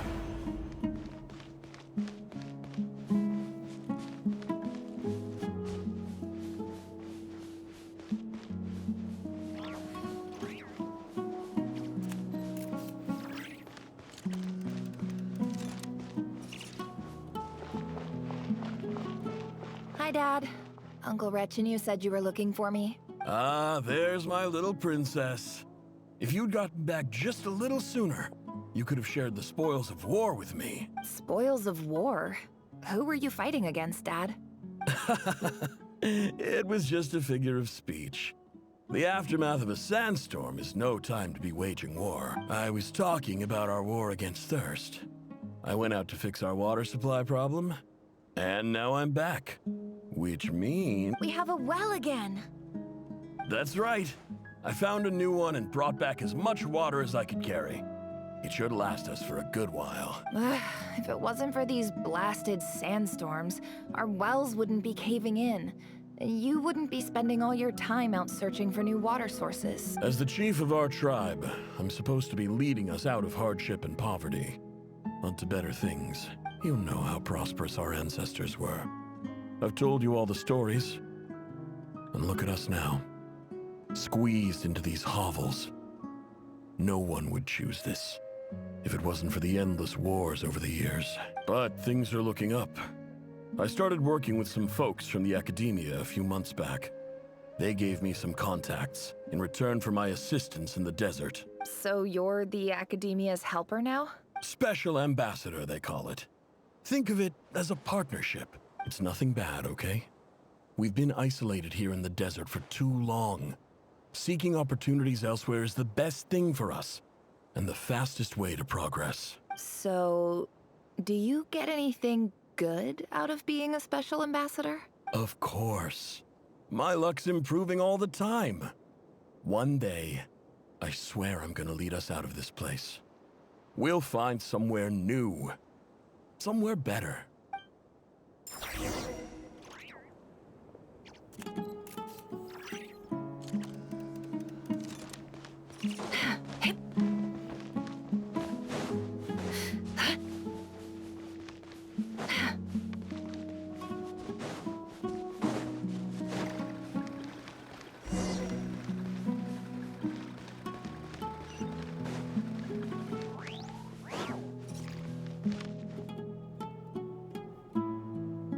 That's our well, and you know it.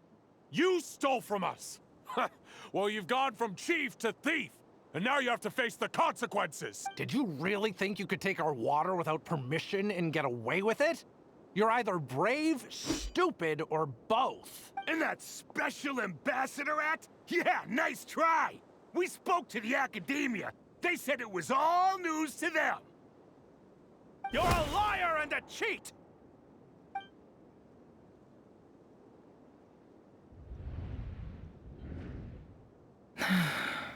I heard Yehoda gasp, but I don't blame her. Most people are terrified by the sight of blood. Corpses strewn across the ground. The wounds are clearly from scimitars and daggers. The desert dwellers' weapons of choice. There's a handwritten note on the ground. Let's see what it says. Halil, this is Sinuhe, chief of the Shimti tribe. Surely you remember me. I was the one who helped you and your colleagues avoid the quicksand in the desert. This is my second time writing to you. I assume my last letter must have gotten lost in the mail, as I didn't receive a reply. I hope this one makes it to you safely. I'm writing to you because I need some help. That sandstorm the other day completely blocked up our well, forcing me to look for another water source in Iab and Unut territory. It was a matter of survival. Praise the gods. The well of the Iab tribe was intact. It was my last resort. I drew what water I could and left, but not without being spotted. I fear they will retaliate. You told me to write to you if I ever needed help. You said you'd be my ally in the academia. I urgently need you to formally recognize my title of Special Ambassador and send some of your people to assist me for a few days. It's the only way I can convince them that this was the Academia's decision and prevent them from retaliating. This is an emergency. Please send help as soon as possible. Looks like this letter never got sent. The writer died a grisly death, and the letter was trampled into the ground. It's badly defaced. Some parts are barely legible. What a ridiculous lie the surviving Shimti tell. Their whole village was butchered over a sip of water.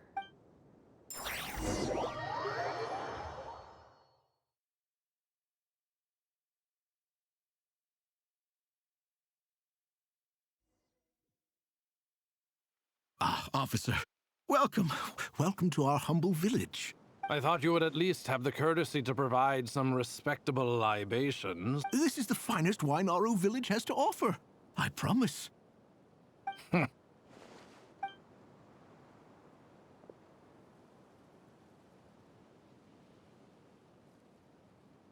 The Academia has agreed to reserve a single space for a candidate from your village.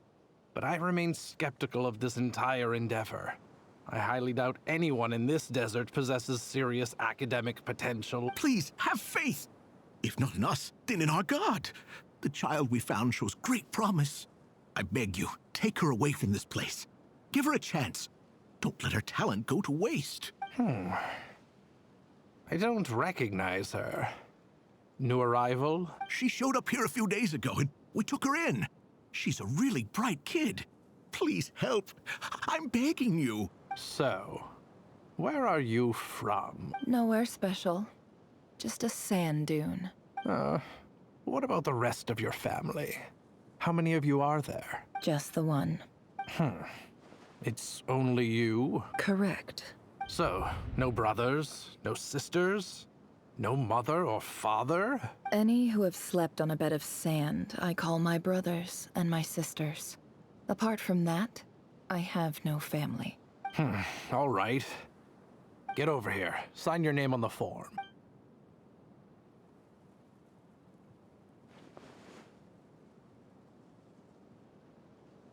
Never? You're rather fair-skinned for a desert dweller.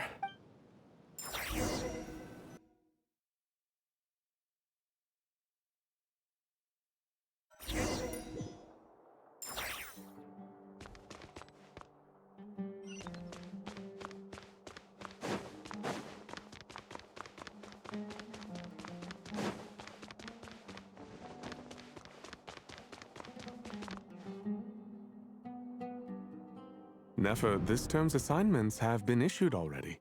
Please read through the materials thoroughly, conduct your own additional research, and then write an essay on the topic. Yes, Professor, I'm aware.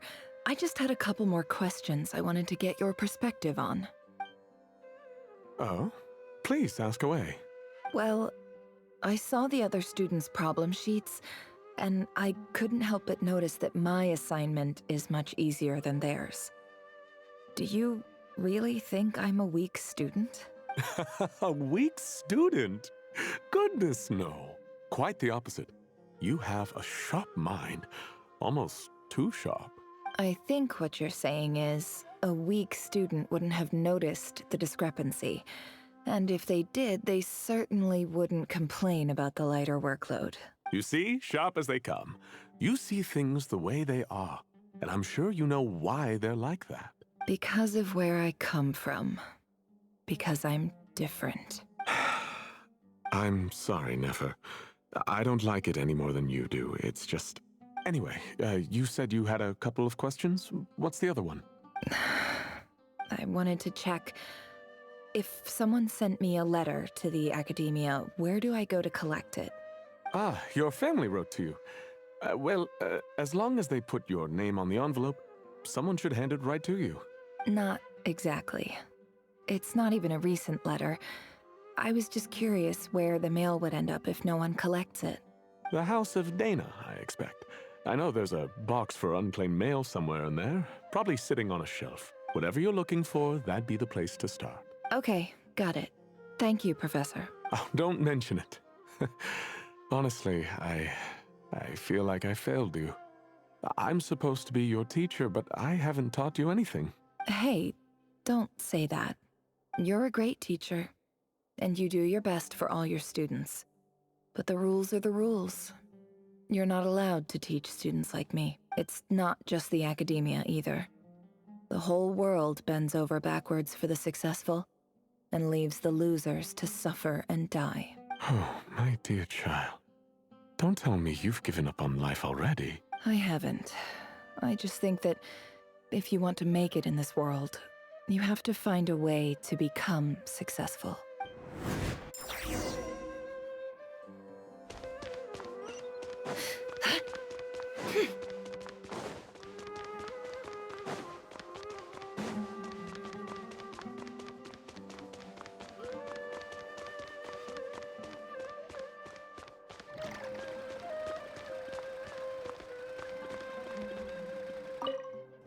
This must be it. A big cardboard box full of unclaimed mail. And probably some letters that ended up here by mistake, too. Let's take a look.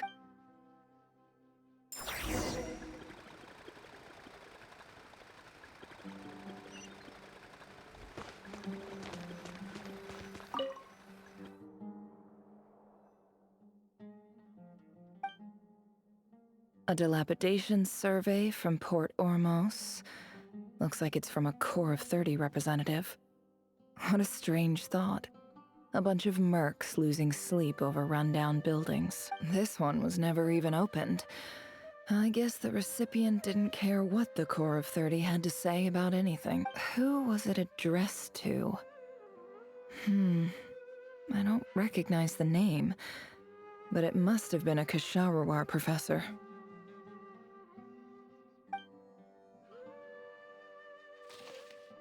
This one is addressed to the Immorta Sage.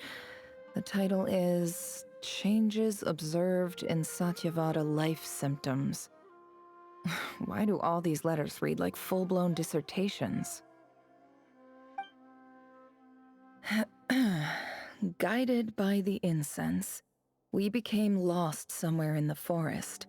All the barriers between levels of consciousness disappeared as our minds soared around in circles, looking for a branch to seek refuge on. In clinical terms, these symptoms fit the description of incense poisoning. The Immorta Darshan strictly prohibits the use of hallucinogenic substances, but I believe there are still people getting away with it. For example, my neighbor who always breaks out into song and dance after using incense. This seems like something the academia would want to know about. Why wasn't it collected? Wait, what's this written on the butt? The note says, the sender authored this letter while under the influence of mushrooms. I would send it back, but no return address was provided.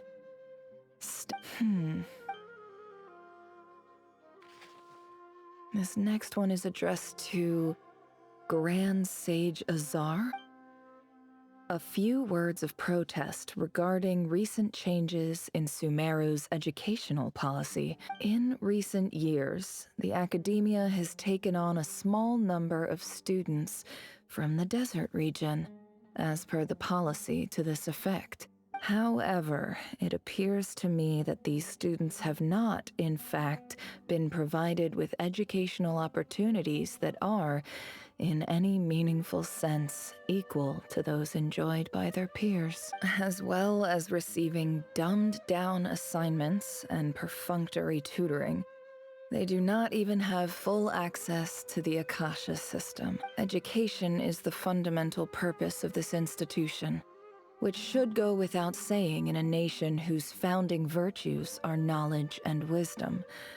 I ask you, is the lip service we pay to the policy of education for desert students truly the standard of pedagogy to which the academia aspired? As Grand Sage, policy decisions are your prerogative, but do not forget your roots. You and I were once students too, as was everyone else in this institution. I do hope you will give some serious attention to this matter. I encourage you to discuss issues like this with myself and others, and listen to some alternative opinions. Great letter. Shame it didn't get to where it needed to go. And the sender is... Huh? Sage Cyrus of Spontamod. I didn't realize anyone else even knew how bad students like me have it in this place. So this is where letters from the Sage of Spontamod end up? Nice one, Grand Sage. Really enlightened leadership. Whatever. This isn't what I came here for. Moving on. I'm not exactly holding out hope that a letter... I can't believe how much discarded mail there is. Must have been years since someone last went through it all. And this is just one box. The whole House of Dana is boxes on shelves. I don't believe for 1 second that any human being has sat down and read through all the documents in this place. Who has that much free time on their hands? Wait, could this be it?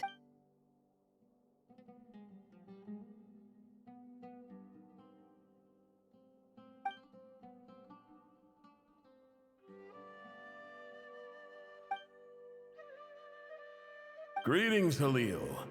My name is Sinuhe, chief of the Shimti tribe. I was the one who came to you and your colleague's aid when you ran into trouble in the Great Red Sand. I don't know how well you remember it now, but I brought you to safety and gave you some water and other supplies. You seemed very pleased and told me your name. In my tribe, learning a person's true name is serious business. And I therefore see you all as friends. You were kind enough to leave your contact details, so we could stay in touch. The Shimti tribe lives a harsh, nomadic existence in the desert. You were sympathetic towards my plight, promising to make me a special ambassador of the academia and help us find a way to make a better living. This brings me to my reason for writing. Our tribe has fallen on particularly hard times, and I would like to ask for your assistance. There was a terrible sandstorm a few days ago, which blocked up the well in our land. To ensure my people's survival, I had no choice but to venture into Eob and Unut territory in search of an alternate water source. The Eob and Unut are descended from the Thamudians, while we trace our ancestry to Tulatala. We worship the Lord of Flowers and have had relatively good relations with our fellow tribes up until now. I found a well belonging to the Eob tribe.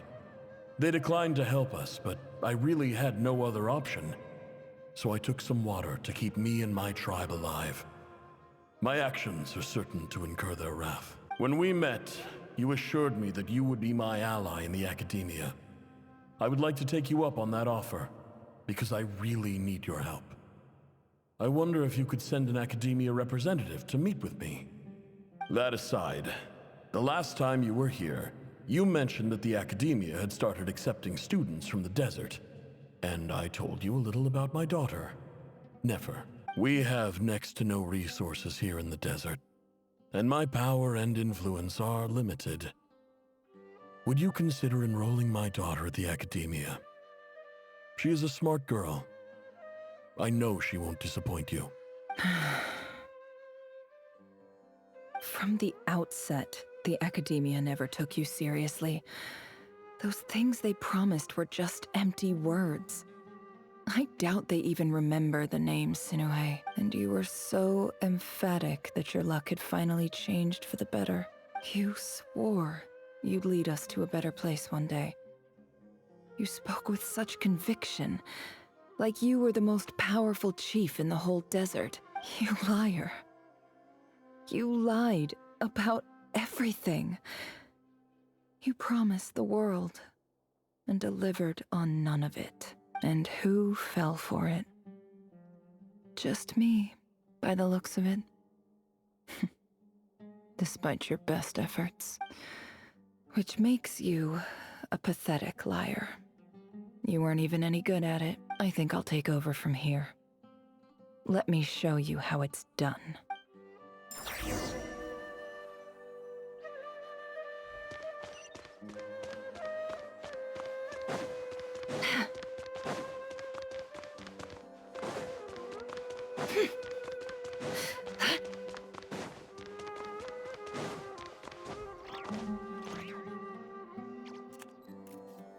I just came to say goodbye. Thanks for everything you've done for me in my time here. Nefer? You packed your bags. Where are you going? I'm quitting. Something's come up in my hometown. Gonna head back and deal with it. Huh? But this was a hard-won opportunity for you. You know that better than I do. It was. But it doesn't matter. I have more important things to deal with, and they can't wait. Oh, and I didn't want to overfill my bags, so I left some incense on your desk. What's wrong? I thought you liked incense. Although, I did read somewhere in the House of Dana that it has hallucinogenic effects. Don't use it all at once, all right? Isn't this the stuff you brought from your hometown? You're just letting me have it? But you said it's a rare and valuable commodity. Yeah, about that. I lied. It's not rare at all. There's this bunch of ruins near my hometown that are practically overgrown with this plant. It's not worth much. Keep it. It's fine. But Nefer... All right. That's all from me. You take care.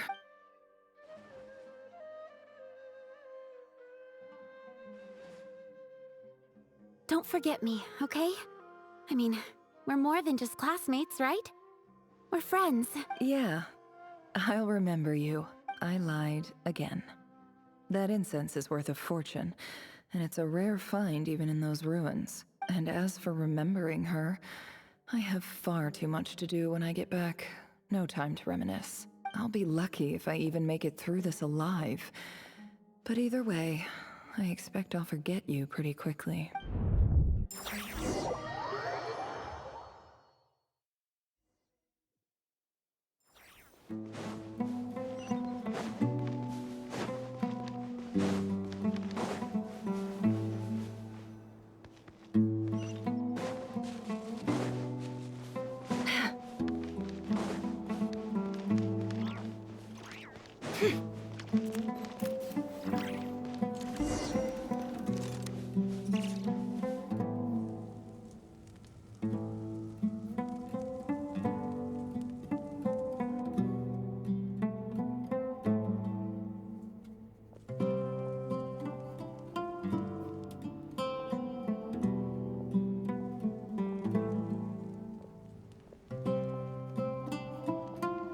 It's a pleasure to meet you, Mr. Arif.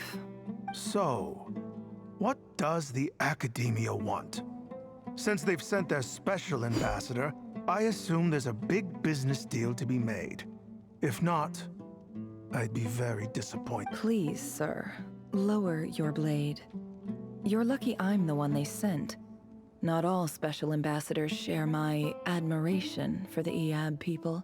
The ever-shifting balance of power in the desert reduced the once great civilizations of this region to rubble and sand.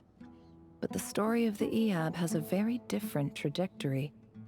Others grew weak, but you grew strong, beginning in obscurity and moving to prosperity. You're the only ones who defied the trend. Huh. So, you do know who you're dealing with? This well is the perfect symbol of your strength, is it not? It used to belong to the Unut, but it looks like you have control over it now. You're not wrong. But I'm sure you didn't come all this way just to flatter us. Of course not. I came to bring you some very good news. Some information that recently came to light, which might just be your ticket to freedom. Records uncovered by the Vahumana Darshan show that a certain well currently under Iab control is built on top of some ancient ruins. These ruins are of great archaeological interest to the Academia. I checked the map carefully on my way over here, and I'm confident that this is the well in question. The Academia is offering 50 million mora in return for excavation rights. 50 million? No, wait. If these ruins are as important as you say, 50 million's a little low, don't you think? Don't get greedy, Iab. We know far more than you think. We know that you seized this well by force. Wasn't that the first step in your rise to power? To drive away the Unut and steal their water supply? So what if it was?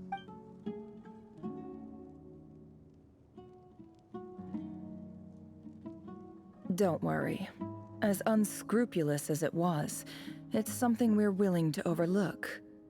The Academia is only interested in dealing with the de facto power holders in the region. I hope I am making myself clear. And I hope your words are the truth. If I find out the Academia is trying to play me, I'll hunt down every one of your people and make you watch as I cut their heads off one by one. I assure you, Chief, that would not be in your long-term interests. You don't want to make an enemy of the Academia. You see how I'm dressed, don't you? I appreciate that you've never been to the rainforest, but surely even you recognize an ambassador's attire when you see it. And what does a barbarian like you have to lose anyway? You really think the Sumeru Academia would bother to come all this way just to lie to you? We have more important things to worry about. All right, I take your point. The Academia is the highest authority in the land. I'm sure you're trustworthy people. In that case, we have a deal. We will sell you the excavation rights. I'd like to thank you, Ambassador. This is good news indeed. Excellent news. In fact, it calls for a celebration. Would you do us the honor of staying a while and enjoying some EAB hospitality? Gladly. I am partial to wine myself, and I trust you are as well. So let's indulge in a few drinks together, in celebration of this momentous occasion.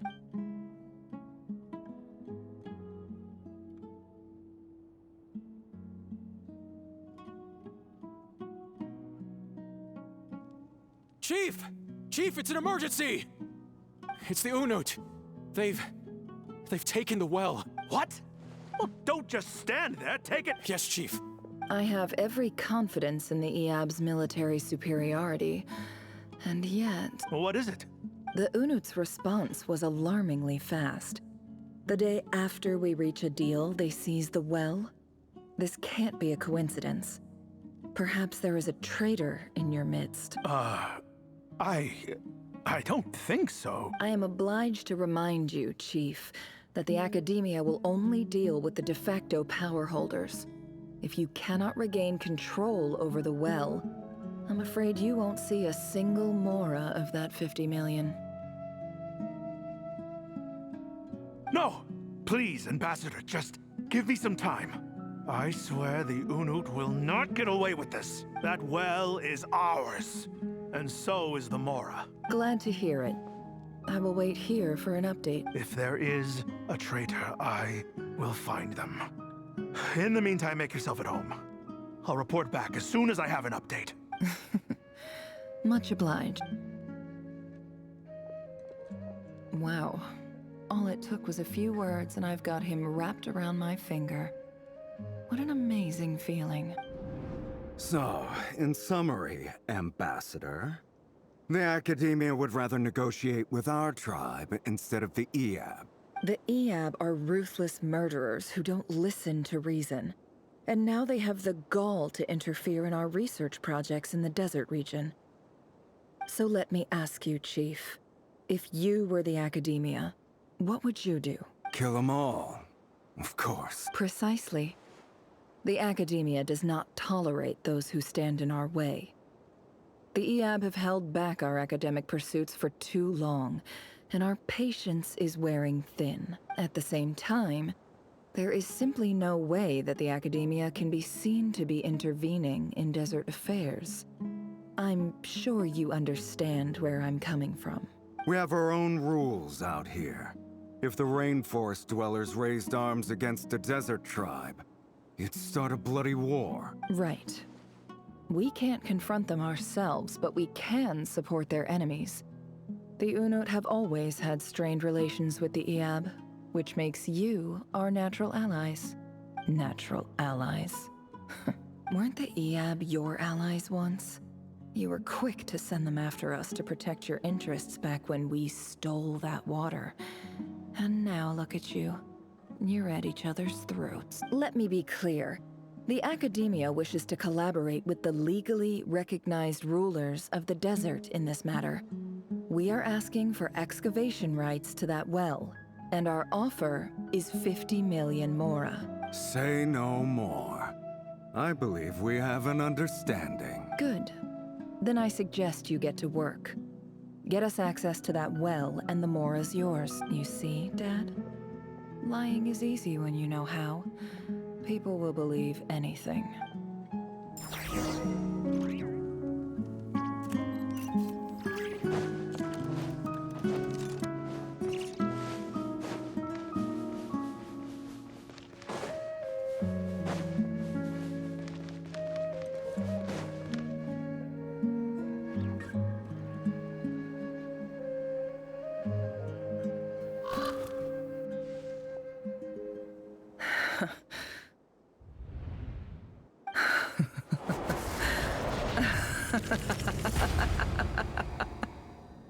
Look at yourselves.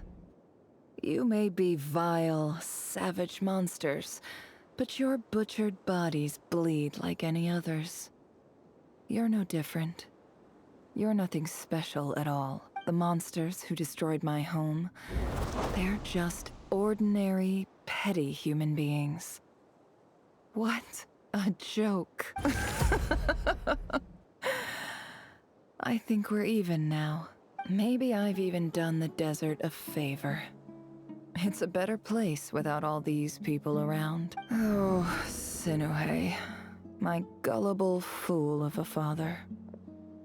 Perhaps if you'd been as ruthless as I was today, our tribespeople would still be alive.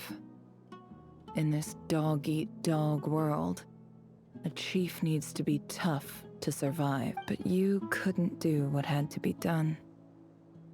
So I did it for you. Nefer, it's okay. All of this is in the past now. I believe I remember you promising to remain silent. Yeah, but even so... Yehoda, is there anything you can do to ease the tension? Alright, time for a sharp turn onto a completely different topic. So, anyway, that's enough of that. When are we getting out of this place? Feels like we've been walking forever. I'm getting pretty tired. Oh, Alma, you tired? Yes. If we can find somewhere to sit down, I could certainly do with a rest. It's not far now. There should be a temple just up ahead. Yes. Really? A temple? I guess that's how things go in the desert. Desert dwellers can never escape their destiny. Or so everyone says.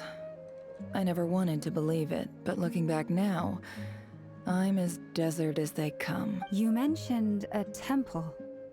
What's waiting for us there? My biggest trade secret of all. Ah. Then I'm guessing it's where you got your power from. The power... I didn't know you were clued up on any other religions. I'm no expert in the history of Sumeru, but since you come from the desert, I would imagine it has something to do with King Deshret. Sounds impressive. Ah, I know who you mean. General Mahamatra Sino.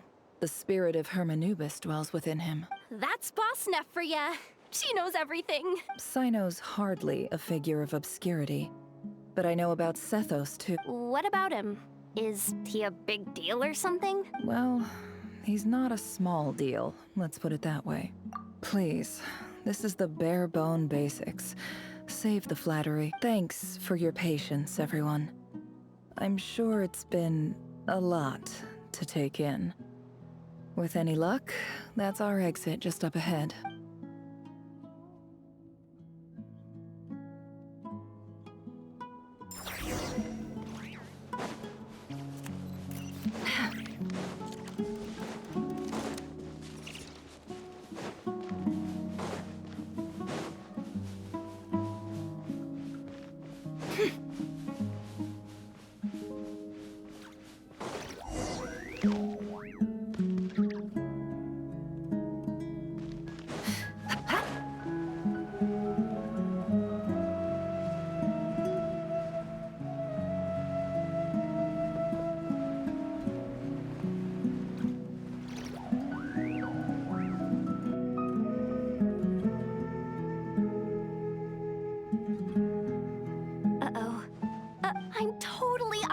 depth here. I don't have anything to add about any of this stuff. Like, look at that statue, for instance. I want to do the whole name-dropping, this girl knows her stuff thing too, but I've never seen anything like it before. A statue with the head of a bird. That's Thoth, the Ibis King, one of the 7 pillars of King Deshret. The legends say that he, the Crocodile King, and the Goat King were the 3 retainers of King Deshret. Let's take a look.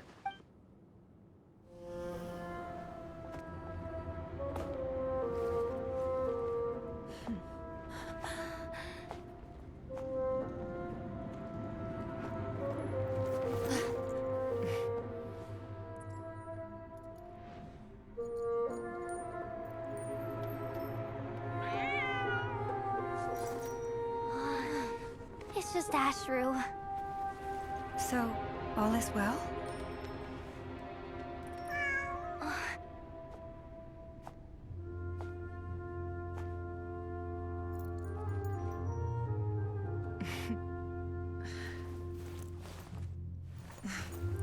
Typically speaking, at this point, the world disintegrates. Then we find ourselves back in the outside world. Besides, these are my memories. There's nothing to fear. You're sure? Of course. It's almost over.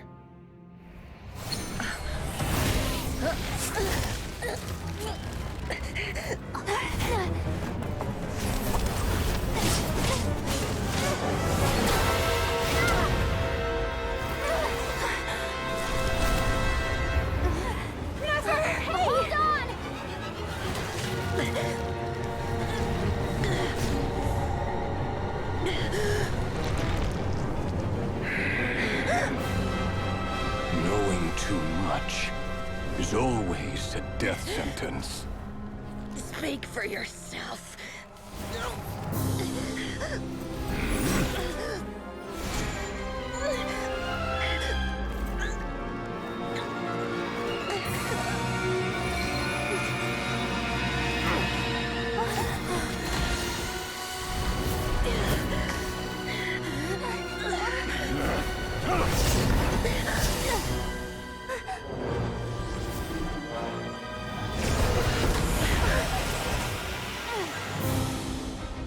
How repulsive.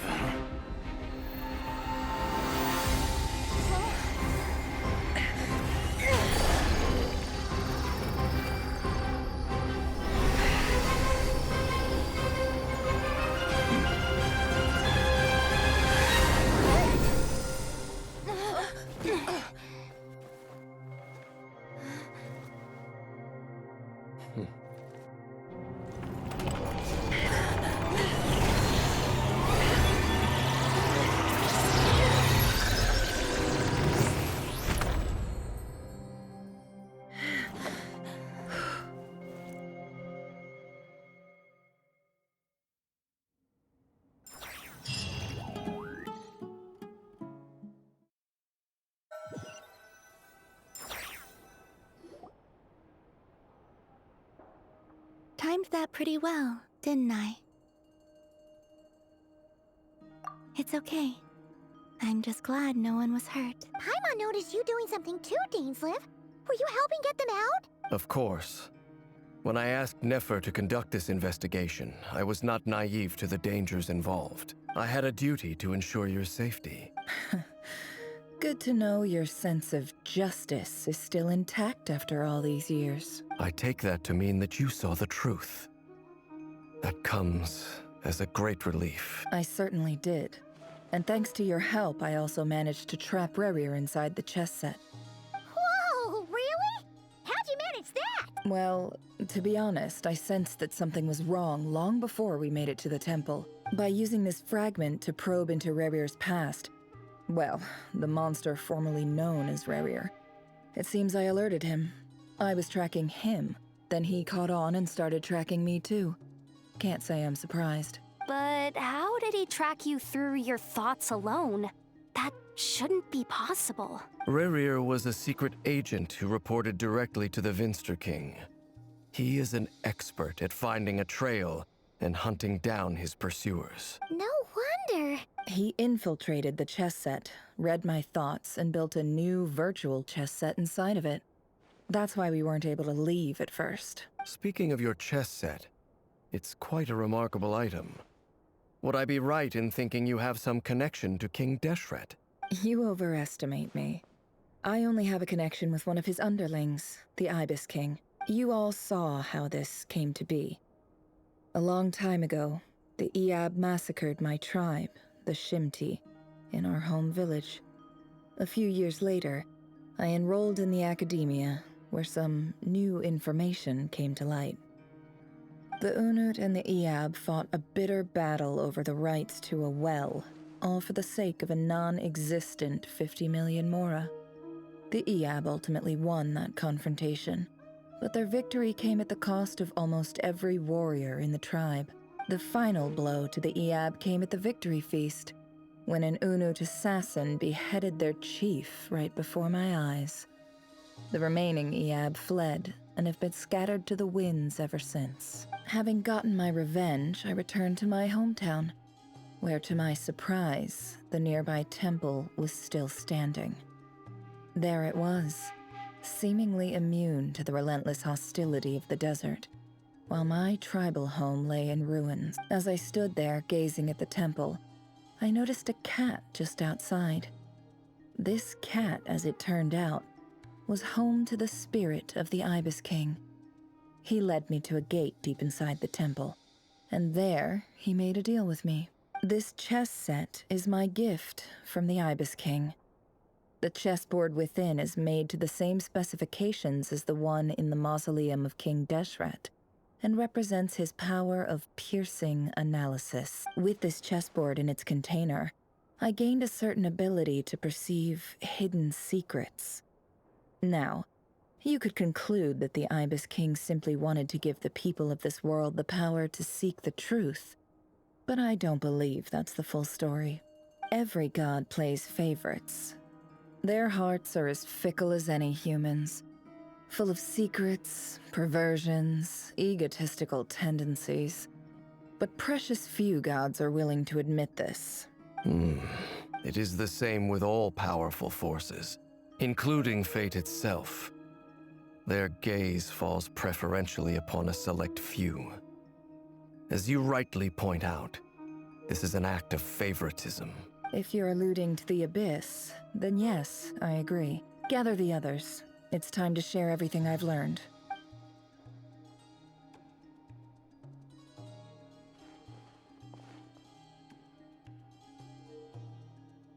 Thank you all for being here. As promised, I did some further investigating into the Raker of Solnari's background. I am pleased to report that the investigation has been most fruitful indeed. The Raker of Solnari, real name Rerir, was once a Conrian subject who served the Vinster King. I will now share the important details of his story. Please.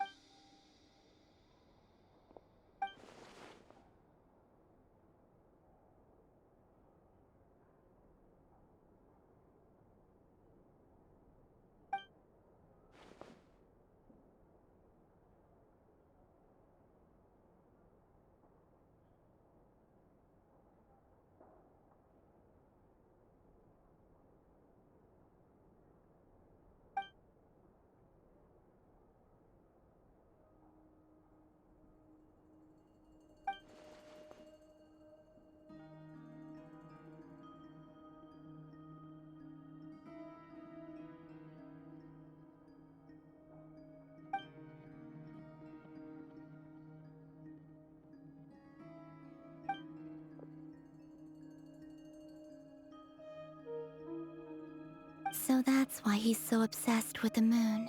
A tragic tale, to be sure. But it does not excuse his many transgressions. No matter how much Rerir suffered in the past, the fact remains that he is what we know today as the Wild Hunt, wreaking havoc upon innocent lives in Notcry. He becomes more dangerous with each passing day. If left unchecked, it is simply a matter of time before all of Teyvat suffers the consequences. This is a threat that the Knights of Favonius cannot ignore. A question for Miss Columbina. Forgive me if this is presumptuous, but have you ever seen the spatial gateway that appeared in Rerear's memory? Never. But I have heard stories of something called the Moon Gate, and this seems to fit the description. Miss Lama, any thoughts on this? In the lore of the Frost Moon Scions, the moon is believed to hold many secrets. Some sources speak of ancient knowledge, others of a gateway to the unknown. The term Moon Gate is one I have heard before. But as is the case with all of our legends, there are no records of any first-hand witnesses. We cannot know whether it truly exists. Then back to Miss Columbina. As a moon goddess yourself, do you have some idea of where the Moon Gate leads to? Not at this stage, sorry. I do hold the power of the Frost Moon, and my strength is recovering well. I can sense that the gate would open at my command, but... But there's more to the power of the Frost Moon than that? Yes. A moon goddess has the right to open the Moon Gate, since it is a path to the moon. But as Nefer mentioned, holding open a spatial gateway takes a huge amount of power, and right now, I need to conserve my energy to fight the Rahier of Solnari. I'm afraid this is one mystery we may have to leave unsolved for now. I agree. Better to save your strength.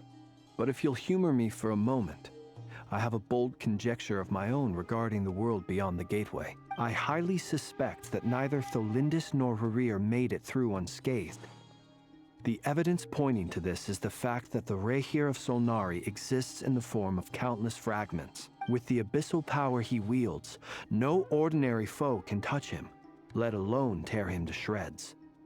And yet, the wild hunt proliferates wherever his scattered fragments lie, drawing hordes of monsters to many different locations across. So your theory is that Rerir was physically torn to shreds by some powerful force? Hence, why the wild hunt is a distributed phenomenon, rather than a unified one? Makes sense to me. Explains why the wild hunt is so pervasive, and why he's been trying to piece himself back together. He was whole to begin with, and he wants to be whole again. Without the power of the Abyss on his side, he almost certainly would have perished the moment he was torn apart. But the Abyss, much like a curse, has kept him alive. I could not agree more. The power of the Abyss is most surely a curse. It is a compelling explanation, and one that accords with my present understanding of Abyss creatures. Whether the life form in question is primitive or advanced, if a curse has extended its lifespan unnaturally, it will continue to survive in spite of everything. This raises some interesting questions. I will run some experiments and see if there is any validity to my suspicions. That being said, regardless of whether my research bears fruit, I would like to thank Miss Nefer for conducting such a thorough investigation. Already, it has greatly enriched my understanding of the entity we face. My pleasure, Mr. Albedo. I too hope that the information I have shared today proves useful as we look to formulate the next stage of our plan. Hey! What is it, Dainsleif? You look really upset! It's just... when I think of the man I once knew as Rerir, I struggle to understand why things had to turn out like this. The two of you used to be friends, didn't you? I don't know if these words will bring any comfort, but my heart goes out to you. Mine too. We can never know all the hows and whys of the way things are. The moon and stars are full of untold secrets and lies, and the skies are host to many more mysteries than these alone. Yet, none of that can begin to compare with the complexity of human life. Those are the first comforting words I've heard in a long time. Thank you. Well, I think this is a good place to end today's meeting. I'm sure Nefer needs some time to recover. She's been through an awful lot today. That's very thoughtful of you, Lama.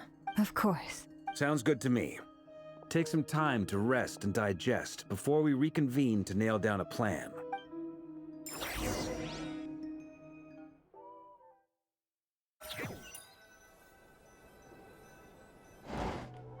Hey, is this a bad time? Hope I didn't kill the conversation. Nice room. Oh, I'm not coming in, though.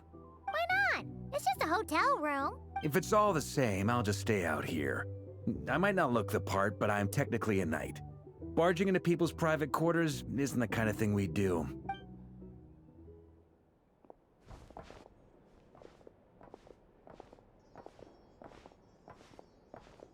Anyway, Nefer went back to the curatorium to get some rest. But before she left, she shared some things with me that I thought you should be aware of. Firstly, although she managed to trap the Raker of Solnari inside her chest set, there's no guarantee that the power of the Ibis King is any match for one of the 5 sinners. Their powers are beyond our comprehension. It's only a matter of time before he finds a way to break out. We have to come up with a plan and take care of him before that happens. Honestly, my mom figured that might be the case. So, how long have we got? Well, I asked her that same question. She talked for a long time, but for the most part, it seemed like she was trying to convince me how precious her chess set is. What a long and storied history it has. It felt like some kind of sales pitch, you know? The kind where you end up handing over Mora against your will? Anyway, after all that, she finally answered the question. 2 days, at most. 2 days? Holy moly! Can we even recruit enough help in that time? That remains to be seen. Which brings me to the second issue. Dainsleif is obviously conflicted about this whole thing. But given how little time we have, there's no way we can pull this off without his help. You have some history with him, right? Do you think maybe you could talk to him for us? Great. I appreciate it. All right, on to item 3. So, Albedo, Durin, and I put our heads together and came up with a plan. Can't promise it's gonna work yet, but at least it's a start. We figured we'd bounce the idea off you first. We'll explore it further once everyone's recovered. Oh, Paimon's dying to hear this. All right, so here's what we're thinking.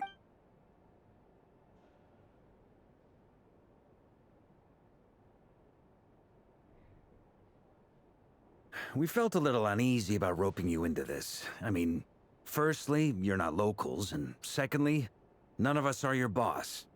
You're well within your rights to refuse if you so choose. Roping us in? Why would you even say that? We know the stakes here. It's all of us against the Raher of Solnari, or none of us stand a chance. I choose my words very intentionally, I'll have you know. I like to think there's an art to striking a down-to-earth tone even when the stakes are through the roof. Sir Varka, I have a few thoughts about this plan. I'm all ears. I think we can be more flexible with how the roles are allocated. In my view, the most sensible lineup would be like this.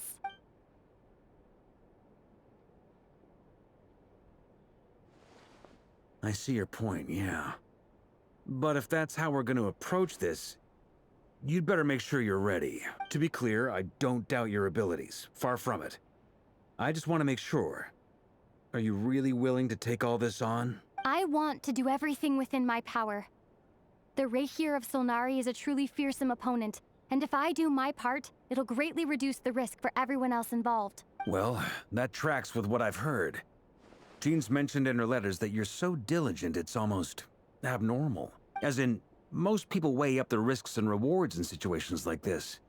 But you seem to just march towards danger without a moment's hesitation. Of course, everyone appreciates a fearless pioneer.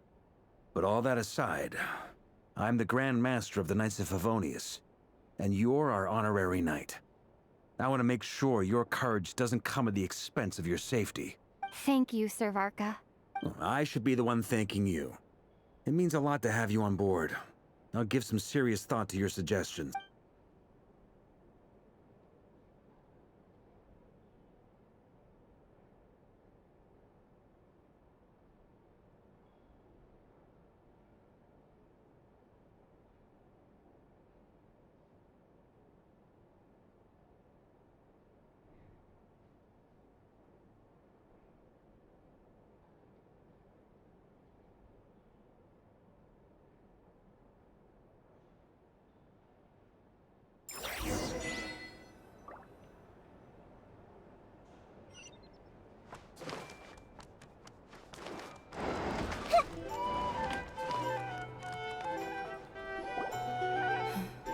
This is a thorough plan. But I do have one last question before we take action. How can we be sure that our enemy won't leave the designated area? Great question. Albedo's been hard at work analyzing Rerir and the Wild Hunt's behavioral patterns.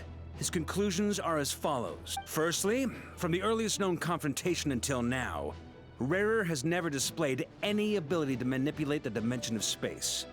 So it's unlikely he has any power in that domain. Secondly, he seems to have a particularly strong vendetta against our group. If we put him in a fight-or-flight situation, he'll choose to fight every time. Thirdly, finally, and most importantly, he is consumed by hatred, both for the moon and for his enemies. Turns out, we tick both of those boxes. We have a reincarnated moon in our ranks, and a spy who accessed his private memories without permission.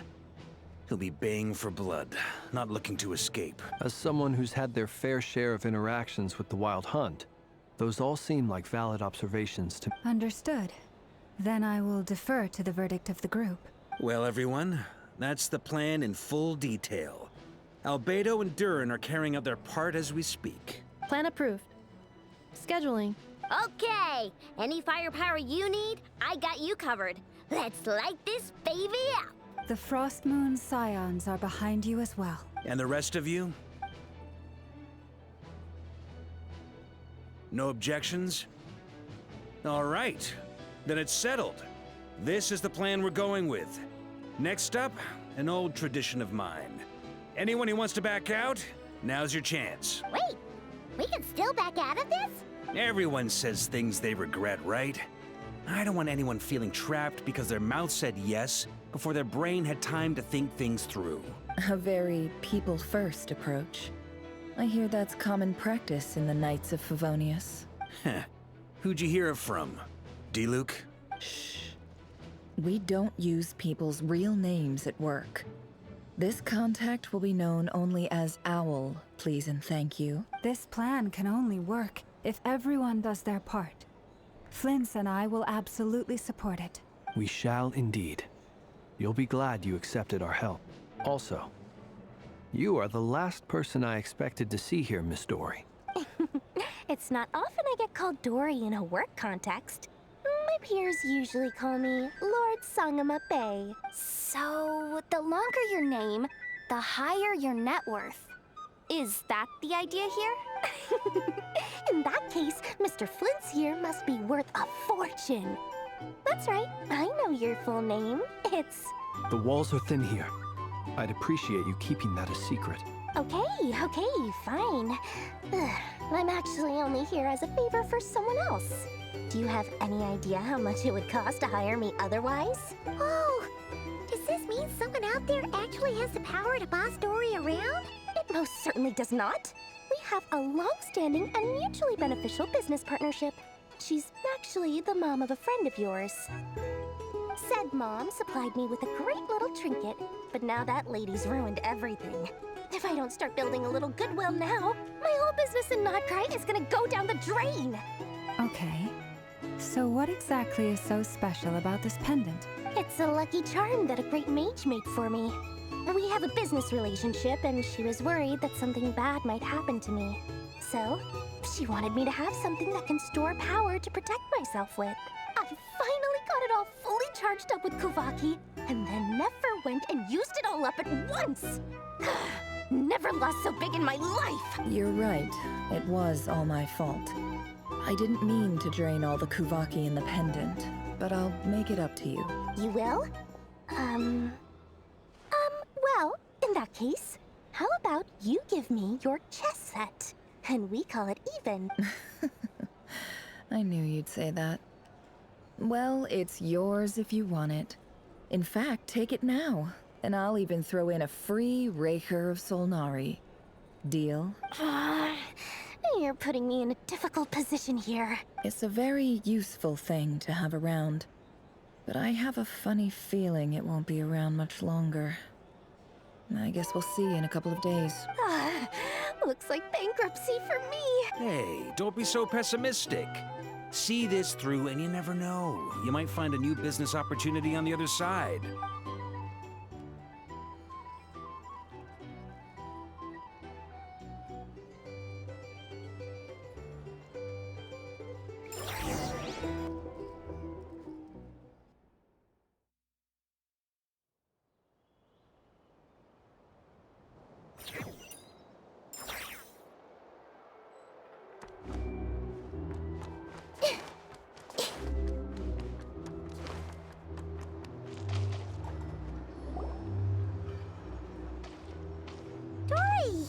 things going?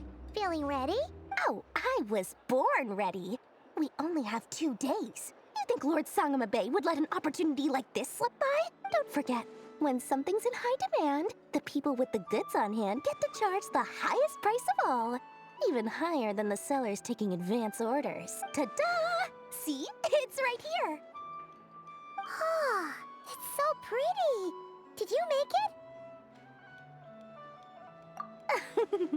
No, I have a supplier. We go way back, so he made me a very attractive offer. Aha! No wonder you were talking about Lucky Charms at the meeting. You've been getting Kaveh to make them for you. That's not the full story. It actually started a while back as a project between me and the Dendro Archon. Mage Alice once warned me that this world won't stay safe forever. There may come a day when everyone faces a great crisis. I passed this on to the Dendro Archon, and she secretly brought together a research team made up of Sumeru's top scholars to invent a technology that could... Anyway, point being, it was the Dendro Archon who asked Kaveh to build this little contraption. As one of the top Kashara War talents, he was the obvious choice. Took him long enough. He stressed over it for ages. Must have gone through at least a dozen designs before producing a final product. But that's Kaveh for you. Marak delivered it to me a couple of days ago, along with a letter from Kaveh. Could I ask why I'm sending this technology to you? And what's your proposed use case? Has it been approved by the relevant authorities? So nosy. My fault for sending him the research permit to begin with. Surely Nahida must have told him you were involved in this project. He was probably just nervous because you're always so secretive about your business. Could be, could be. Anyway, I just replied, let's hope there never has to be a use case, because it would involve grave danger. Fair enough. But it sounds like he was just being cautious.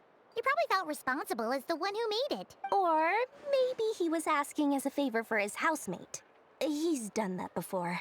Not sure why, though. His housemate doesn't seem to really care that much about this kind of stuff. Either way, all's well that ends well. I'm just glad to finally have my hands on the product. I wouldn't want to be without it, given the potential dangers that lie ahead. Huh? What does that look mean? Paimon's just super surprised. This must be the first time we've ever seen you actually get serious about something. Well, a long time ago, I made a promise to myself.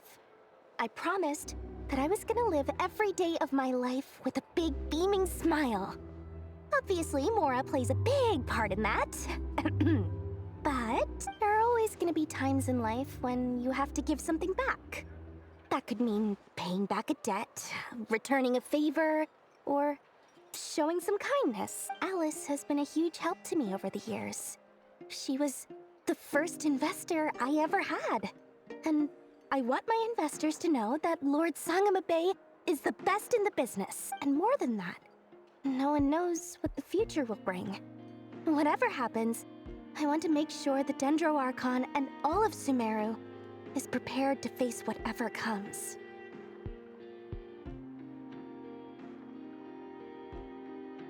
Oh, that? I was just making sure Nefer and I are square. Don't be thinking it was some sort of benevolent act. I'm no saint, so don't treat me like something I'm not. My priority is doing the business that I want to do. So long as my conscience lets me, but it usually does. That's the Lord Sangamabe business model. All right, if you say so. I do say so, and that's the whole point.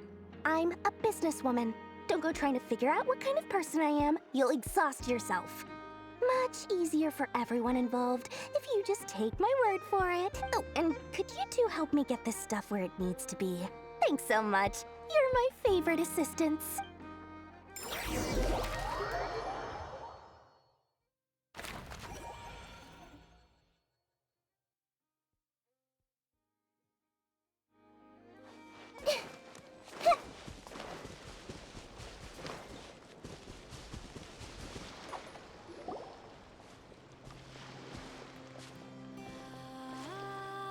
Traveler, Paimon, it's good to see you.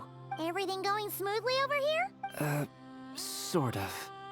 As you're probably aware, Varka, Durin, and I captured some abyssal creatures from the Wild Hunt. Per the plan, we dissected and analyzed some samples of these creatures.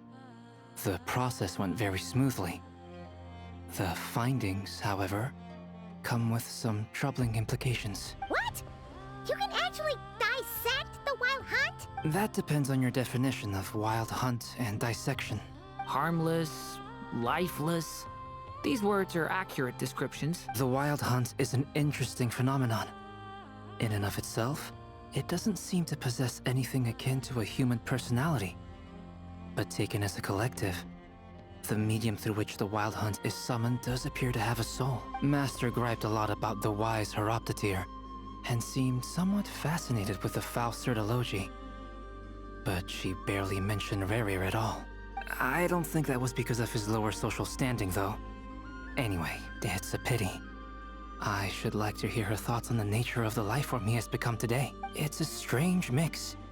The furious energy of an abyssal being channeled through a fractured physical existence. A consequence of being torn apart by an unknown power. Perhaps the only explanation for his survival in this state is that he sacrificed a degree of individuality in exchange for a continued existence. Oh, sorry. Once I get talking about interesting research, I have a tendency to go on indefinitely. Back to our research findings. Essentially, they confirm my hypothesis. Rerir's corpse is completely contaminated by the Abyss, and the effects are irreversible. You could think of this as Rerir in mutated form. But in my view, even that would be inaccurate. In reality, his whole being has been consumed by the Abyss. In other words, he is now nothing more than a manifestation of abyssal power. Unfortunately, at present, we have no means of completely eradicating abyssal power. Hence, we cannot fundamentally destroy the Rerir of... Oh, that's terrible news! So, that's it? We can't defeat him? Not even if we get the power of the Three Moons? Miss Columbina's situation is a difficult one. She can never achieve wholeness when the world does not accept her presence. It's as if her creator banished her to a place she can never be accepted. It means she spends most of her energy just on her own survival. Given the circumstances, it's only natural to despair. But we must see this plan through to the end. Time to kick off the backup plan. Oh, Paimon almost forgot! This is for you. Dory asked us to bring it. Ah, how wonderful. Well, thank you for making the trip. Durin and I will be heading off shortly. I'm sorry I won't be there to protect you in person this time. Please be careful. All right then. Stay safe.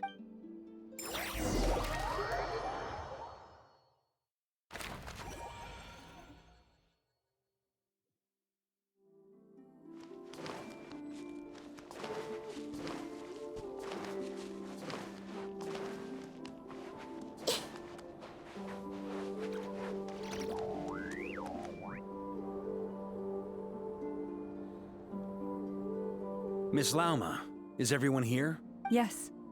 The fate of my flock is in your hands, Grand Master Varka.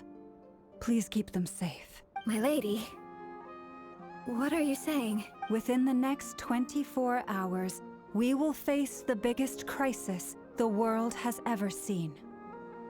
This is not a burden that we deserve to bear, but I believe that we reap what we sow in this life.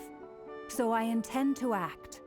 I must do what I think is right. For me, that means fighting for the future of Nodcry. This gentleman is the Grand Master of the Knights of Favonius, Varka, Knight of Boreas. In my absence, please follow his lead. Hey, everyone. Guess I should introduce myself. Well, to start with, I know my way around a battlefield. Biggest strengths are honesty and hard-workingness. Anyway, point is, I don't intend to let Lauma down. I'm gonna do everything in my power to keep every last one of you safe and sound.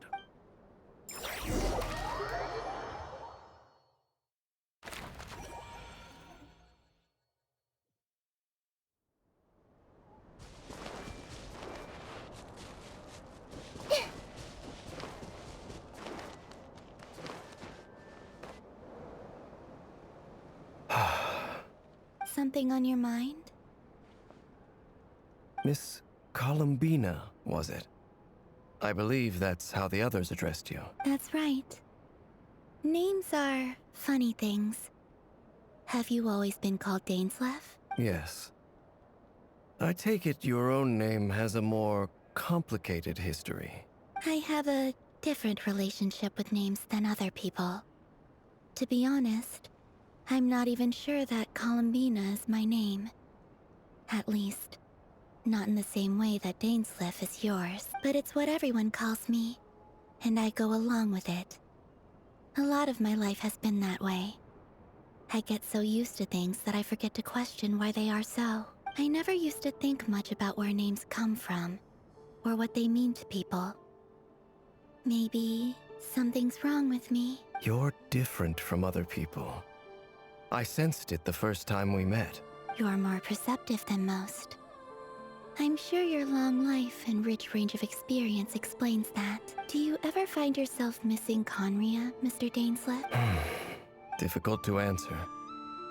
I have dreamed of the past many, many times. Sometimes I'm fighting tooth and nail. Other times I'm lying on the ground, defeated. I don't recall any happy moments from that time. It has been too long. Is that because hatred survives longer than love and affection? That would not be for me to say. I make no excuses for the grudges I bear. But whatever the reason, I remember little that was beautiful or sentimental. Thank you for your help with the Rerir situation. Without your efforts, I never could have learned the hidden truth of his story. You're welcome. I know he's your friend. Friend, he betrayed me. And I never really understood what he was going through in life. Some friendship, that is. Okay. So, do you plan to fight him with us?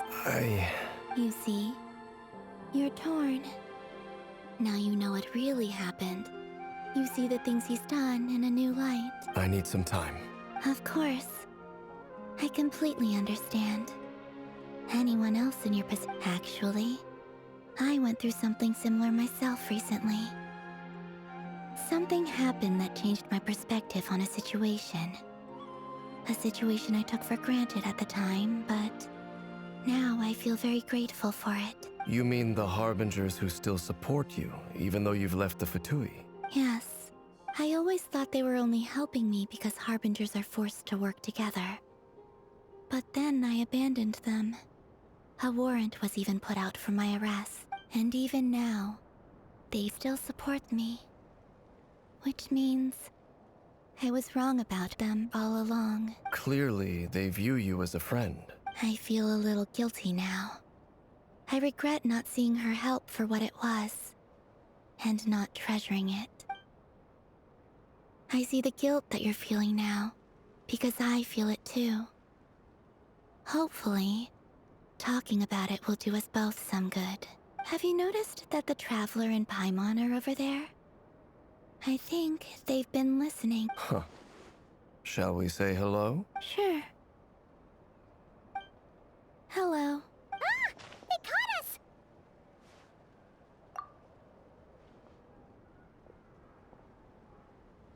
I apologize for making you worry. No doubt you wish to know where I stand on the plan to take down the Rerir of Solnari. I'm afraid I need a little time, but I will seriously consider joining you. You will? Oh, thank you so much! Everyone will be so grateful to hear that! They needn't be. This was something that I was going to have to face up to eventually. That doesn't matter to them. They're grateful to you regardless. You can't control their gratitude, so just accept it. And then, have a think about whether you're willing to join us.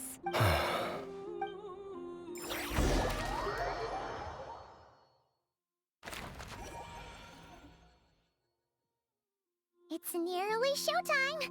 Let's go rendezvous with the others. You know the place.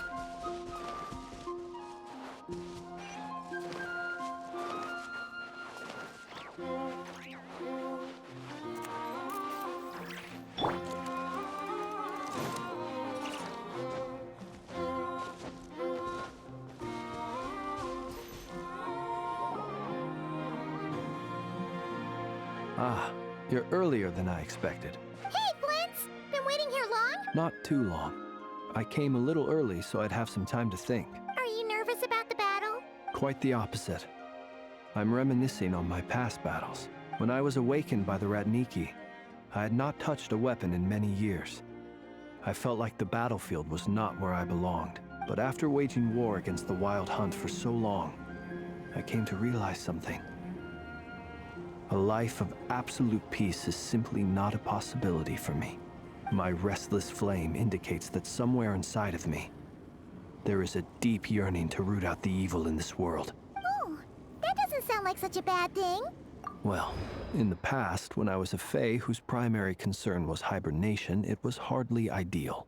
But it certainly serves me well here in the present. And I am delighted to be able to join forces with you in this endeavor. Looks like I'm not the first to arrive. Ah, Miss Lauma. Did you sleep okay last night? I struggled to settle down at first, because of the nerves. But don't worry. I got enough sleep in the end. I'll be just fine. Please, I'm just doing my part. Never! Over here! Aino asked me to relay a message. She said Anefa will be on high alert and keep a close watch over all secondary districts where defense is required, providing support as necessary. Meanwhile, Aino herself will provide range support to us directly, using her latest invention. Excellent. My thanks to all involved. The chest set's looking a little unstable. It won't hold him much longer. We should be prepared to engage at a moment's notice. No sense sitting around waiting. Let's make the first move while we still have the option. I agree. Paimon, find a safe hiding place. Got it! Be careful, Traveler! I will.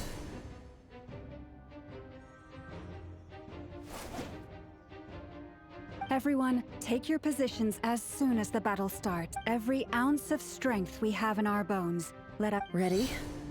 Let's go. I've seen all your futile ploys before. You have become the authors of your own demise. I wouldn't be so sure about that. You are merely a moment of sport before I tear down the moon.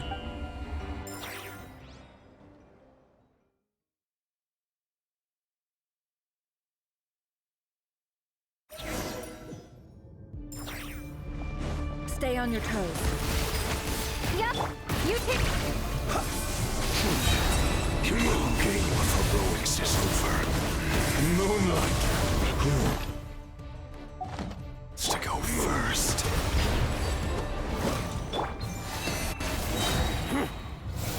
No. Get out of my sight! No! Death is We've been within my separated. grasp! You okay? Never! Where are the others? Stuck outside the barrier. I guess he really doesn't like us. I told you before, knowing too much is always a death sentence. Be careful what you wish for.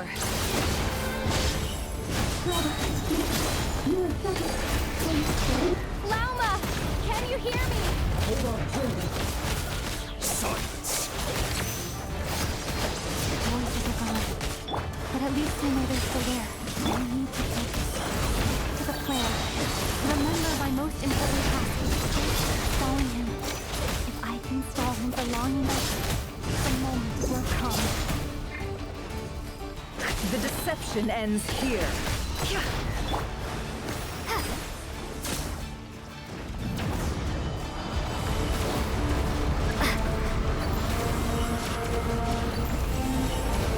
I've got this.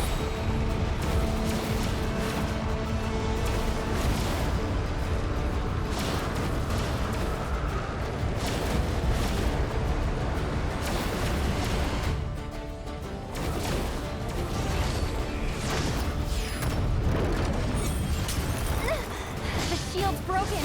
I can't keep this up. Don't push your luck.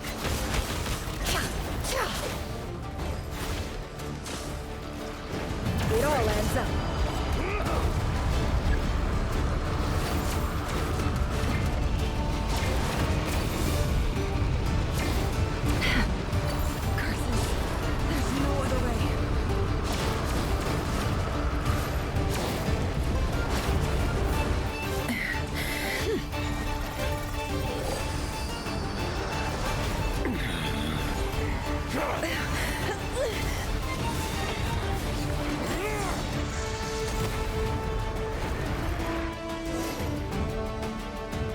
The only way to defeat Rarer is to borrow his own power. That means Columbina will have to disappear while you two bear the brunt of his attacks. You have to hold on. Find a way to keep him focused on killing the two of you.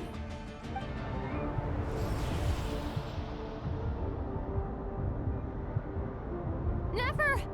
Your eyes are bleeding. Soon you will be powerless to resist, and then I will reduce you to... But that dust will plague your memories. Come on, keep holding on. Any other tricks up your sleeve? Let's see them. As entertaining as they are. You've backed yourself into a corner. You don't fool me. I see your fear clear as day. I have to stoke his rage. Make him unleash everything. You fear what you could never defeat. You fear the thought of never being able to save your beloved.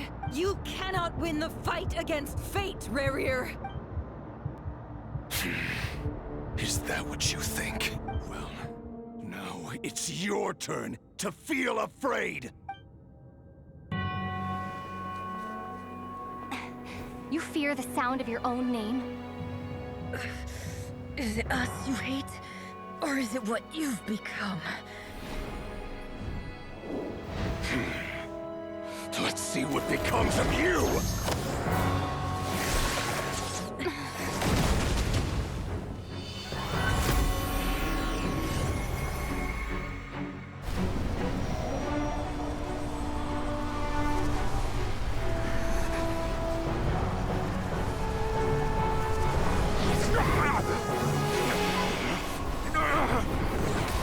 What's happening? That power. I've seen it before.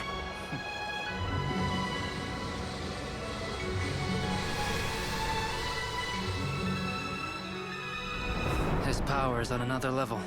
We'll need to use an alchemical array to convert his power into a usable form. Then quickly channel it into Columbina, rendering her powerful enough to compete with him. I'll join you. I can help. If I release enough abyssal energy into a confined space, it'll create a potential difference, allowing us to extract a huge amount of elemental energy. Next, I'll synchronize with everyone's minds using Pyro, then give you temporary access to their abilities and fields of view. But it won't last long. Can you see? Well enough. So, we have a student of Gold Rheindotter in our midst. How about that?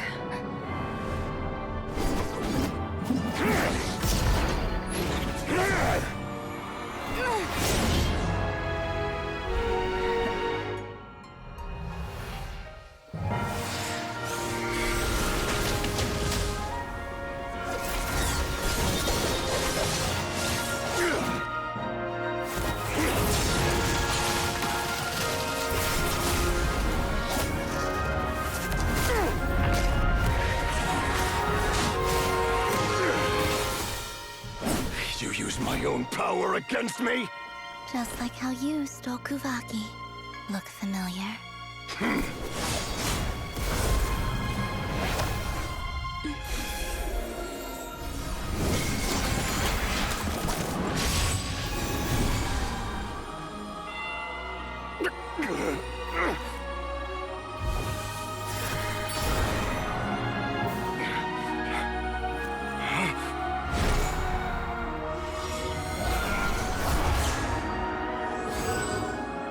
Don't you realize? You don't have the power to hold that gate open. I don't, but someone else does. Goodbye, Rarir.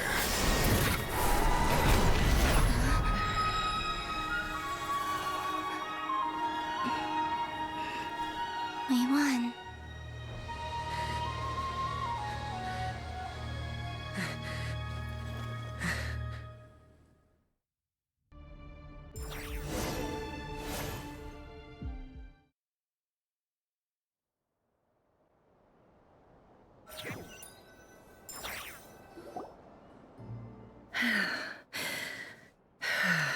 Nefer, how are your eyes? They're fine. Apart from the blindness, of course. It's not too late. Let me handle it.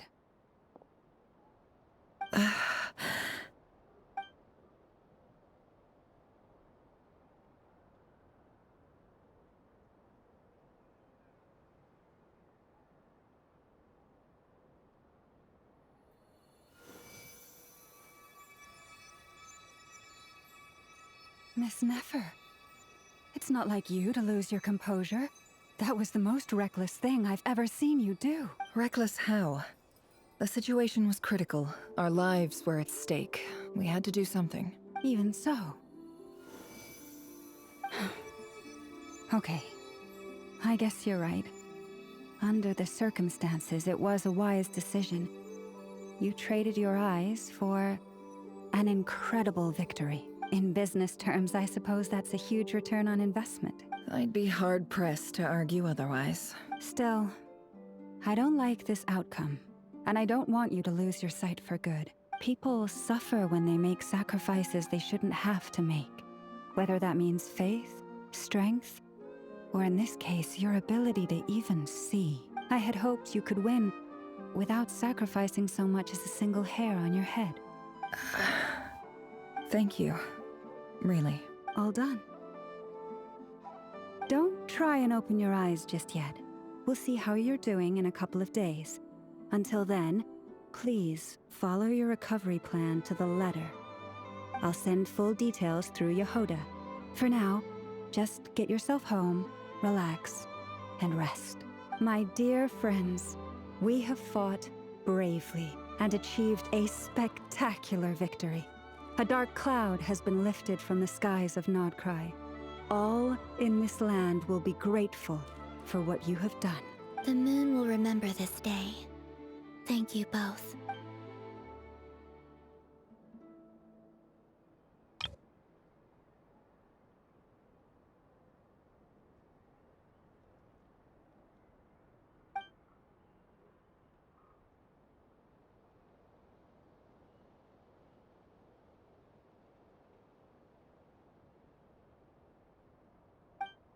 There's something I want to let you know. What is it? When Durin connected everyone's minds so I could access their powers, I also felt everything they felt. And since Nefer's eyes were injured, my eyes are hurting now too. Huh. Hold on. Let me try. I only feel the pain. There's no actual damage. I just thought I should tell you. You're right. There's no damage. That's a relief. But I must say, I'm surprised to hear the Kutar share something like this with me. In the past, you never used to open up about yourself. Things are a little different now from how they were. I'm learning to share how I truly feel with my friends. Friends? You have no idea how glad I am to hear that.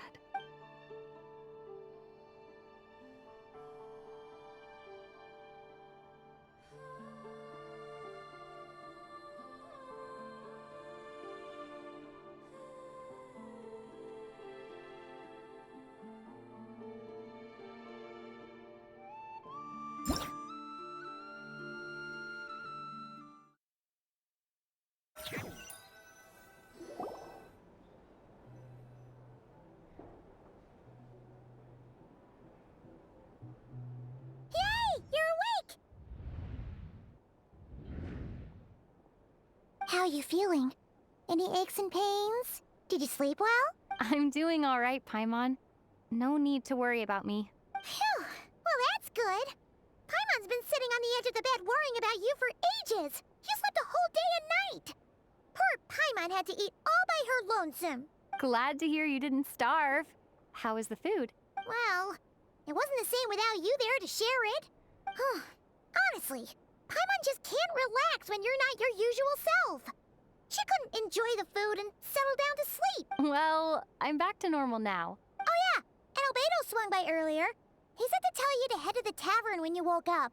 Varker and the others are organizing a victory feast and they want to celebrate with you. He also dropped off some medical supplies, but you seem fit as a fiddle, so guess you won't be needing those. If you're feeling up to it, let's head over now. Wouldn't want to keep them waiting.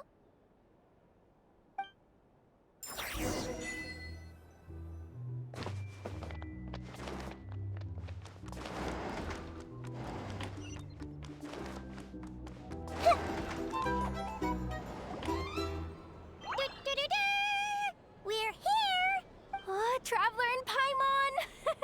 Perfect timing! We were literally just saying how there's no way we're holding this victory feast without you. Any longer, and we would have postponed it till tomorrow. How are you feeling today? Much better, thanks. Don't worry about me. Relieved to hear it. If that changes, just let me know. Happy to check you over at any time. Yep, we're here for you. Anything you need, just let us know. Oh wait, where's Nefer? How are her eyes doing? Nefer's right over there. I'm sure she'd love to catch up with you.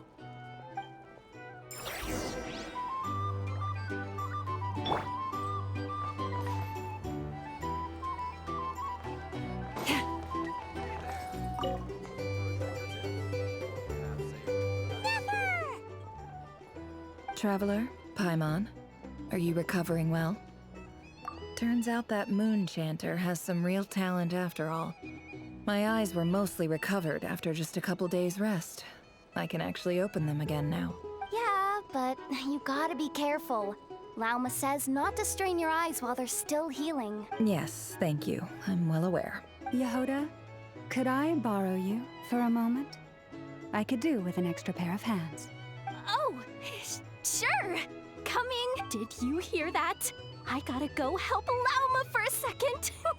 You guys chat among yourselves. I'll grab us some drinks on the way back. Paimon, you still like them sweet? You bet! Make it extra sweet, because Paimon's earned it. Sure thing.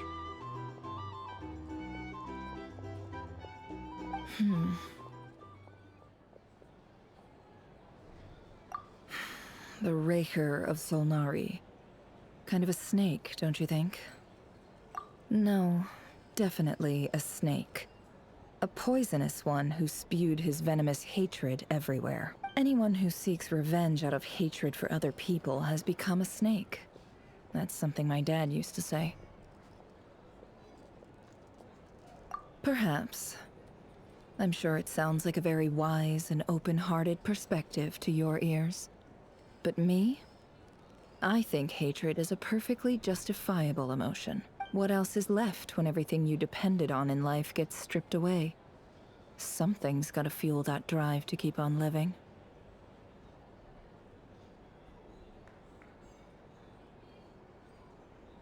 If you're worried about me, you can nip that in the bud.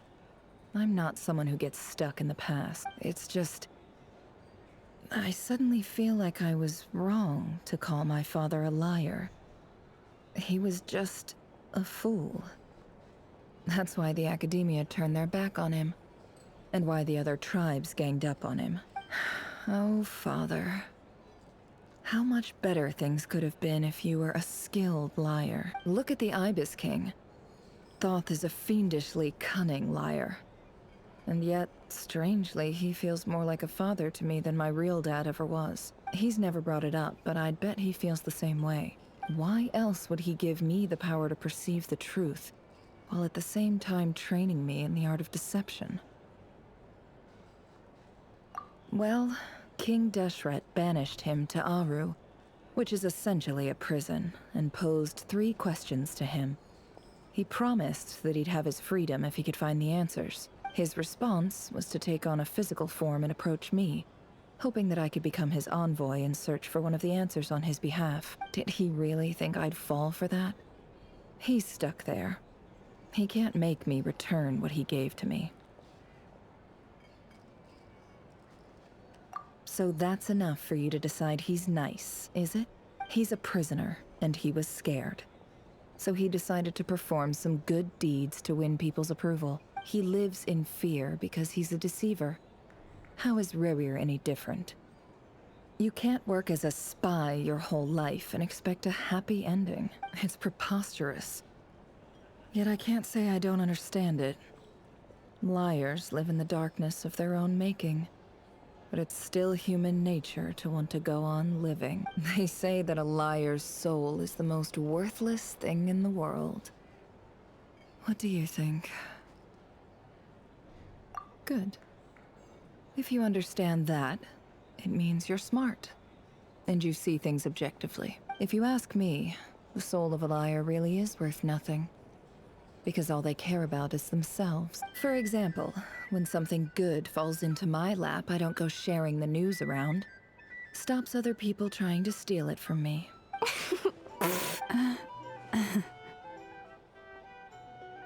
So be it. They have sharp ears. I can't keep anything from them.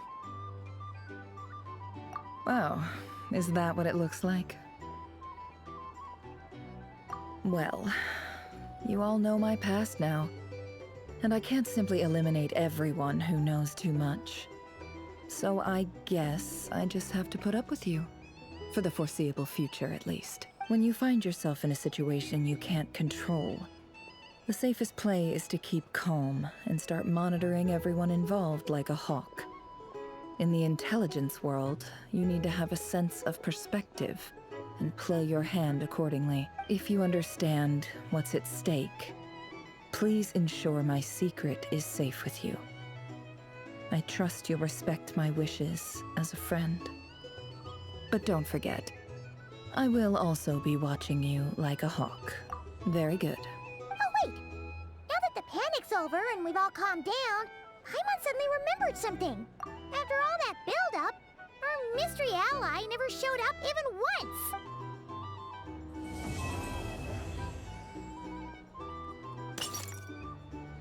Huh? Am I imagining things?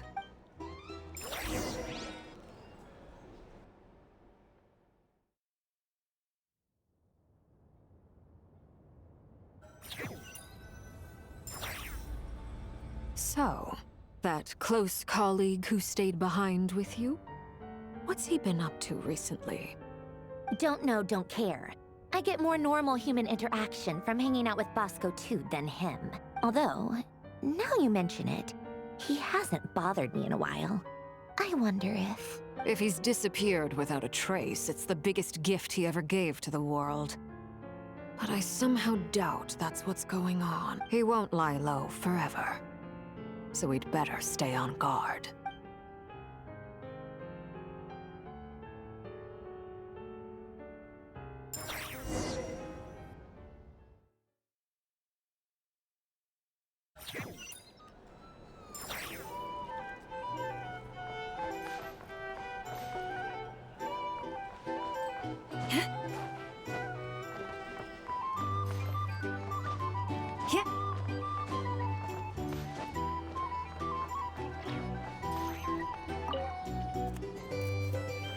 How have you been holding up?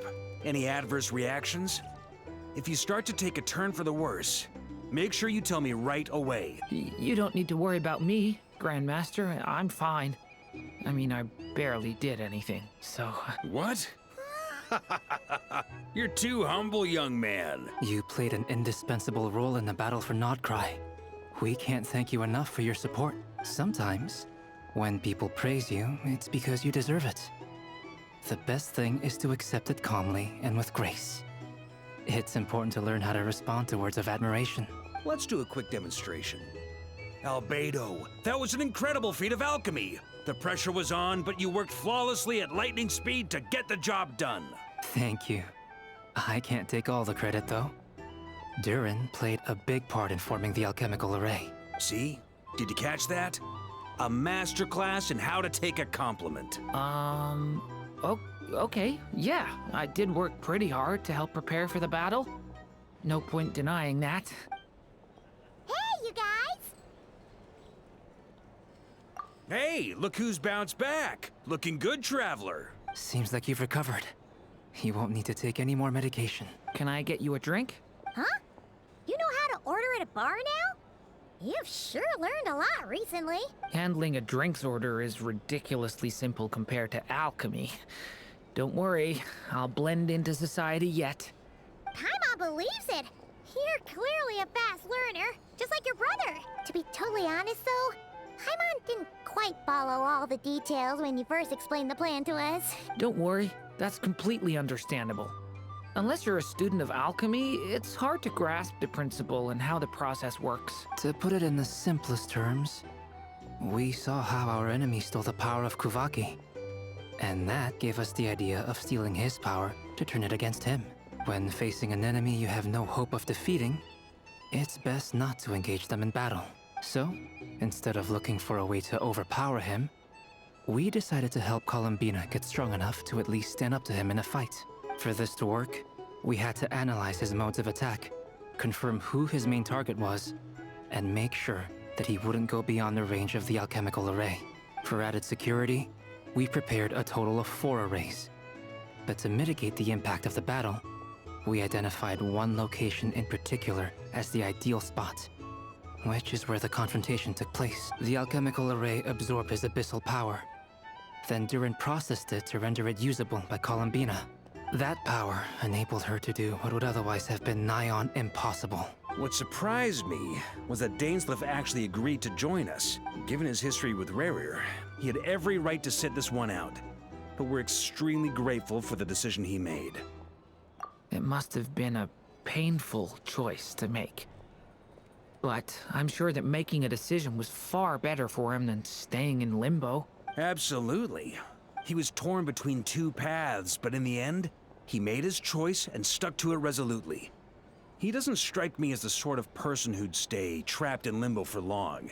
Anyway, however you cut it, everyone gave a stellar performance.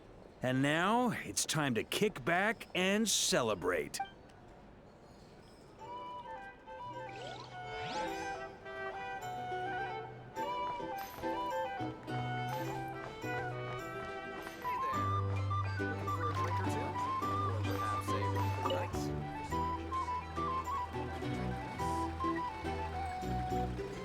Ah, Lord Sangama Bay. How lovely to see you. I must thank you for the device you provided. It was an enormous help. Would I be right in thinking that it was developed by the Academia? Why come and ask me when you clearly know already? I mostly came to thank you. That's more like it. A little gratitude goes a long way with Lord Sangama Bay. Play your cards right, and you might even stand a chance of becoming my long-term supplier. The chance to work with such a kind and charitable investor as yourself would be a great honor for the Curatorium. Huh? Charitable? Who said anything about charity? First time hearing about it. Let's see. The first plot of land you purchased in Nodcry, your desert interests, and... Stop! What do you think you're doing? Exposing my investment history! It's nothing to hide from. They're all perfectly legitimate investments. And some of the land you purchased was with the intent of building a sanctuary? Yes, I heard about that. How did you... You're a curious case, Lord Sangama Bay. You don't like people finding out about your good deeds, do you? But I'm afraid no matter how hard you try to keep things under wraps, where there's a will, there's a way. You did it for Sumeru, didn't you? It was empty land that was gonna go to waste otherwise. I figured if I built something there, it might at least get some use in an emergency. Disasters are capricious things. They strike without any warning. I've lost family to a disaster before, and I don't want to lose any friends or business partners if I can help it. My elder sister used to dream of finding a sanctuary. Somewhere with plenty of food, water, and medicine. Where everyone could live happy lives. It was something I looked into, but after discussing things with the Dendro Archon, I decided on a more effective strategy. The tech people handled the tech, and Moneybags provided the Mora. It just made the most sense. It's a pity that so few people know the truth about you. Everyone says that you view everything in terms of Mora, and all you care about is growing your own wealth. So, what's the problem with that?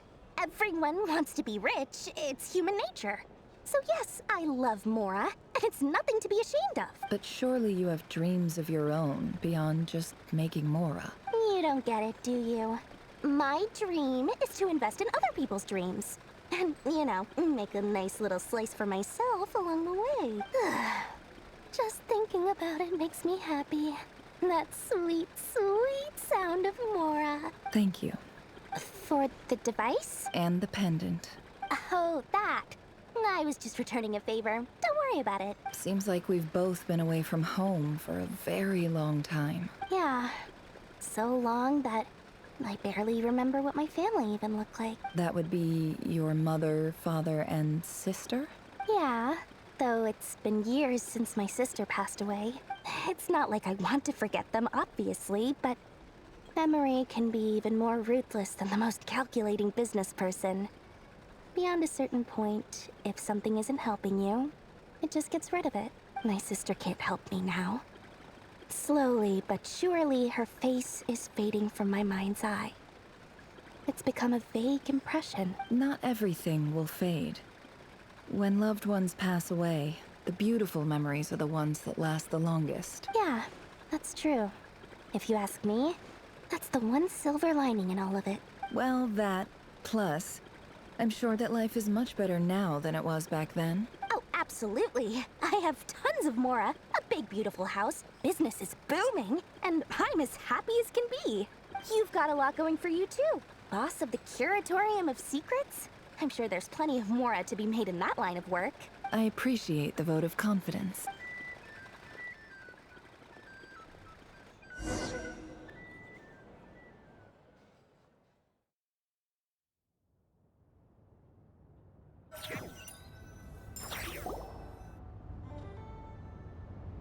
That's the only reason you're here. Yes. I've thought a lot about it. And I've realized that you, me, and Arlecchino should be friends. I think this is very important. So I felt I had to come and tell you. Well, this is a new one. I'm so moved. I can't even hold my teacup. If that's all, you can leave now. Do you not want to be friends with me? Or is it that you prefer being co-workers? What is this, Columbina? Are you deliberately testing my patience threshold? Right now, my politeness module is active. But if you say another word, I swear I'll shut it down. If your politeness module was active, wouldn't you say the word please at some point? Polonia, please see Lady Columbina to the door. Will you still invite me to your next tea party? What? Yes, I think you will. Bye-bye, dear Sandrone.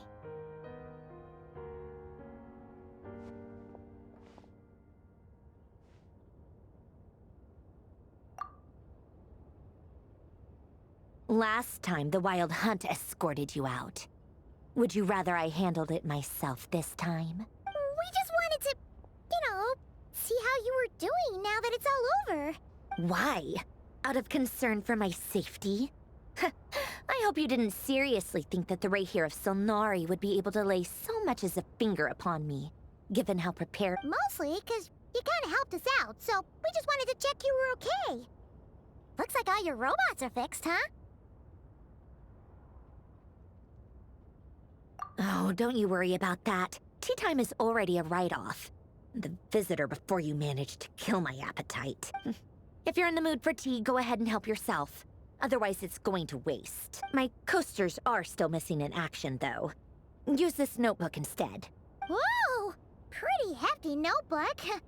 Look at all those calculations. You can ignore those. They're just dumb scribblings. I doodle and write in my free time. Sometimes I remember the distant dreamlike past. Sometimes I imagine the far-flung future. And other times, I grit my teeth and note down all the crazy nonsense going on in the present. Some people do the crosswords in the newspaper. This is my equivalent of that. Trying to predict the future is like daydreaming. And writing about the present just makes me furious. The past is my favorite. If nothing else, it's already set in stone, so I don't have to rack my brains trying to figure it all out. Although, having said that, the only vaguely interesting memory in my past is probably that guy they call Lord Artificer. Who else? Pretty much all the mecha in Fontaine are his personal handiwork. Wait, are you saying you know him? Like, personally? As a friend? I mean, I guess we were friendly enough. Yep. In fact, I'm probably the only normal person left who knew him at all. We used to chat occasionally back when he was still around. Before he passed away, he asked me to destroy all his manuscripts. I honored his request, but I did read through everything first before destroying them. I mean, I couldn't let the genius of Lord Artificer Alain Guillotin disappear like that. Would have been such a waste. So, that's where the formulas in your notebook are from? I just told you. Those are my equivalent of crossword puzzles. They're just dumb formulas that I solve for fun when I'm bored. Alain's work was like epic poetry.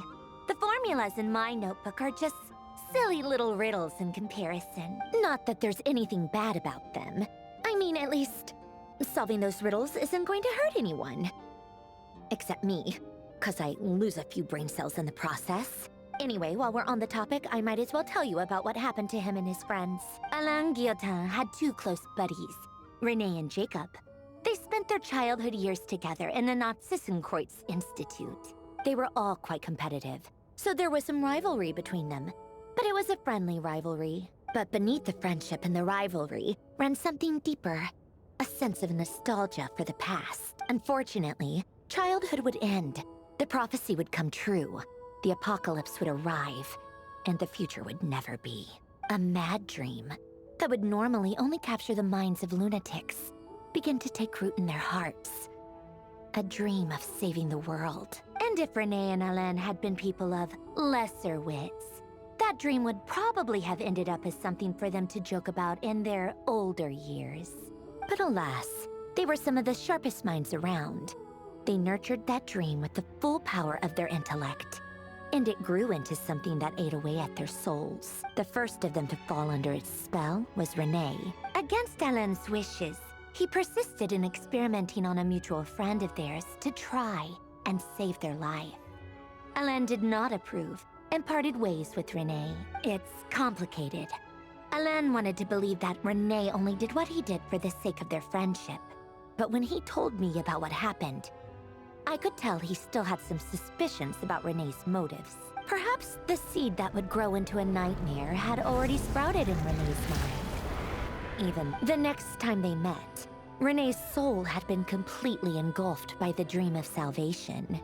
His futile attempt to change the tide of fate only resulted in a wave that swallowed up the world, even before the apocalypse came. And although that wave died down eventually, I hear that it just recently came back with a vengeance. As I understand, Renee wanted to live out his dream of salvation once more. But I'm told that the attempted resurgence finally died out for good. At long last, Renee awoke from his deluded dream. Though of course by then it was far too late. What do you think of Renee? Do you admire his transcendent genius? His view that any price was worth paying to achieve the lofty goal of saving the world? Or do you despise him? Dismiss him as an evil madman who wrought havoc on the lives of everyone around him as he pursued his delusional dream? Same difference, really. Just a matter of perspective. What a cop-out. But I suspect you'd have a more incisive and insightful answer if we dug into it further. I don't like fanatics who give up their whole lives for their ideology. Nor do I like fools who let their delusions take control. Maybe I could understand if Renee had just been an ordinary person. But he had a sage-like intellect, and still managed to get himself lost in the labyrinth of his own desires. Anyway, that's enough about Renee. Now, moving on to Alain Guillotin, the Lord Artificer. He managed to put a stop to the first storm whipped up by Renee. But after that, Alain lost his friends and family. To his credit, I suppose, the loss of his family and friends was purely a tragic accident. It's not like Alain sacrificed them for his cause or anything. After that, the only thing supporting his work was the same dream that had dragged his closest friend down to the abyss. But although the desire to save Fontaine drove him to found the Fontaine Research Institute, Alain continued to reject any form of transcendental knowledge or power. He was suspicious and fearful of it, having seen the way it had affected his closest friend. I think that formulas and machines derived solely from human intellect were the only thing that gave him a sense of spiritual comfort. Yet Helen's intellect was simply too great. It barely left him space to breathe in his lifetime. Once he realized that the end of his life was approaching, he finally accepted the truth. The Nazissenkreuz Institute needed someone, and a human being, to see its story through to the end. He quit working on his formulas, trading them in for the fairy tales that had played such a formative role in his childhood, but which he'd barely touched in his adult life. He told me that the director of the Nazissenkreuz Institute used to read those fairy tales to the children as bedtime stories. Apparently, they worked wonders at sending kids off to sleep. I think that all he wanted at that time in his life was to be able to sleep deeply without being plagued by depression. By that point, nothing else really mattered. At the very end, he laid down to rest in the ruins of the former Nazissenkreuz Institute orphanage, while the Fontaine Research Institute he had founded continued tirelessly with its work. Many years after that, tensions over competing dreams would once again cause a rift, this time between members of the Fontaine Research Institute. But the actions of those fools had nothing at all to do with Alain. And that is the story of two people from the Nazissenkreuz Institute who both wanted to save the world. One went all in on his fantasy of salvation without ever looking back, and ended up calmly sinking to the bottom of the deepest sea. The other sought desperately to burn bright in his life, even though he wasn't sure where he was going. I do sometimes wonder, why is it that people like them have such grand hopes of saving the world? Even the grandest tree starts as a tiny seed.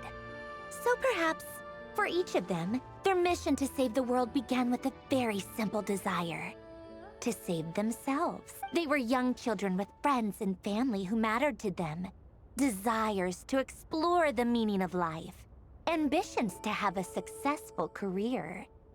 They didn't want to see all of that taken away in one fell swoop. Or maybe they just wanted to find something to anchor themselves within the chaos, to stop them getting quietly swept away by the storms of life. But instead, the search for their own salvation took them down the rocky road laid out by fate. Do you think the desire to save oneself is enough of a justification to try and save the world? The way you said that sounded just like Alain. I asked him the same question back when he was in his prime, putting all of his energy into his work. He gave the exact same answer as you did. No elaboration, just a quick short answer before getting right back to his work. He was always that way. All right, tea time's over. I owe Arlecchino a favor for telling me these stories. I'll have to bring a whole sack of gifts the next time I visit the House of the Hearth. I'm gonna go tinker with Polonia now. You guys can do whatever you want, as long as it doesn't involve interrupting me. Polonia, exit hibernation mode. Begin diagnostics.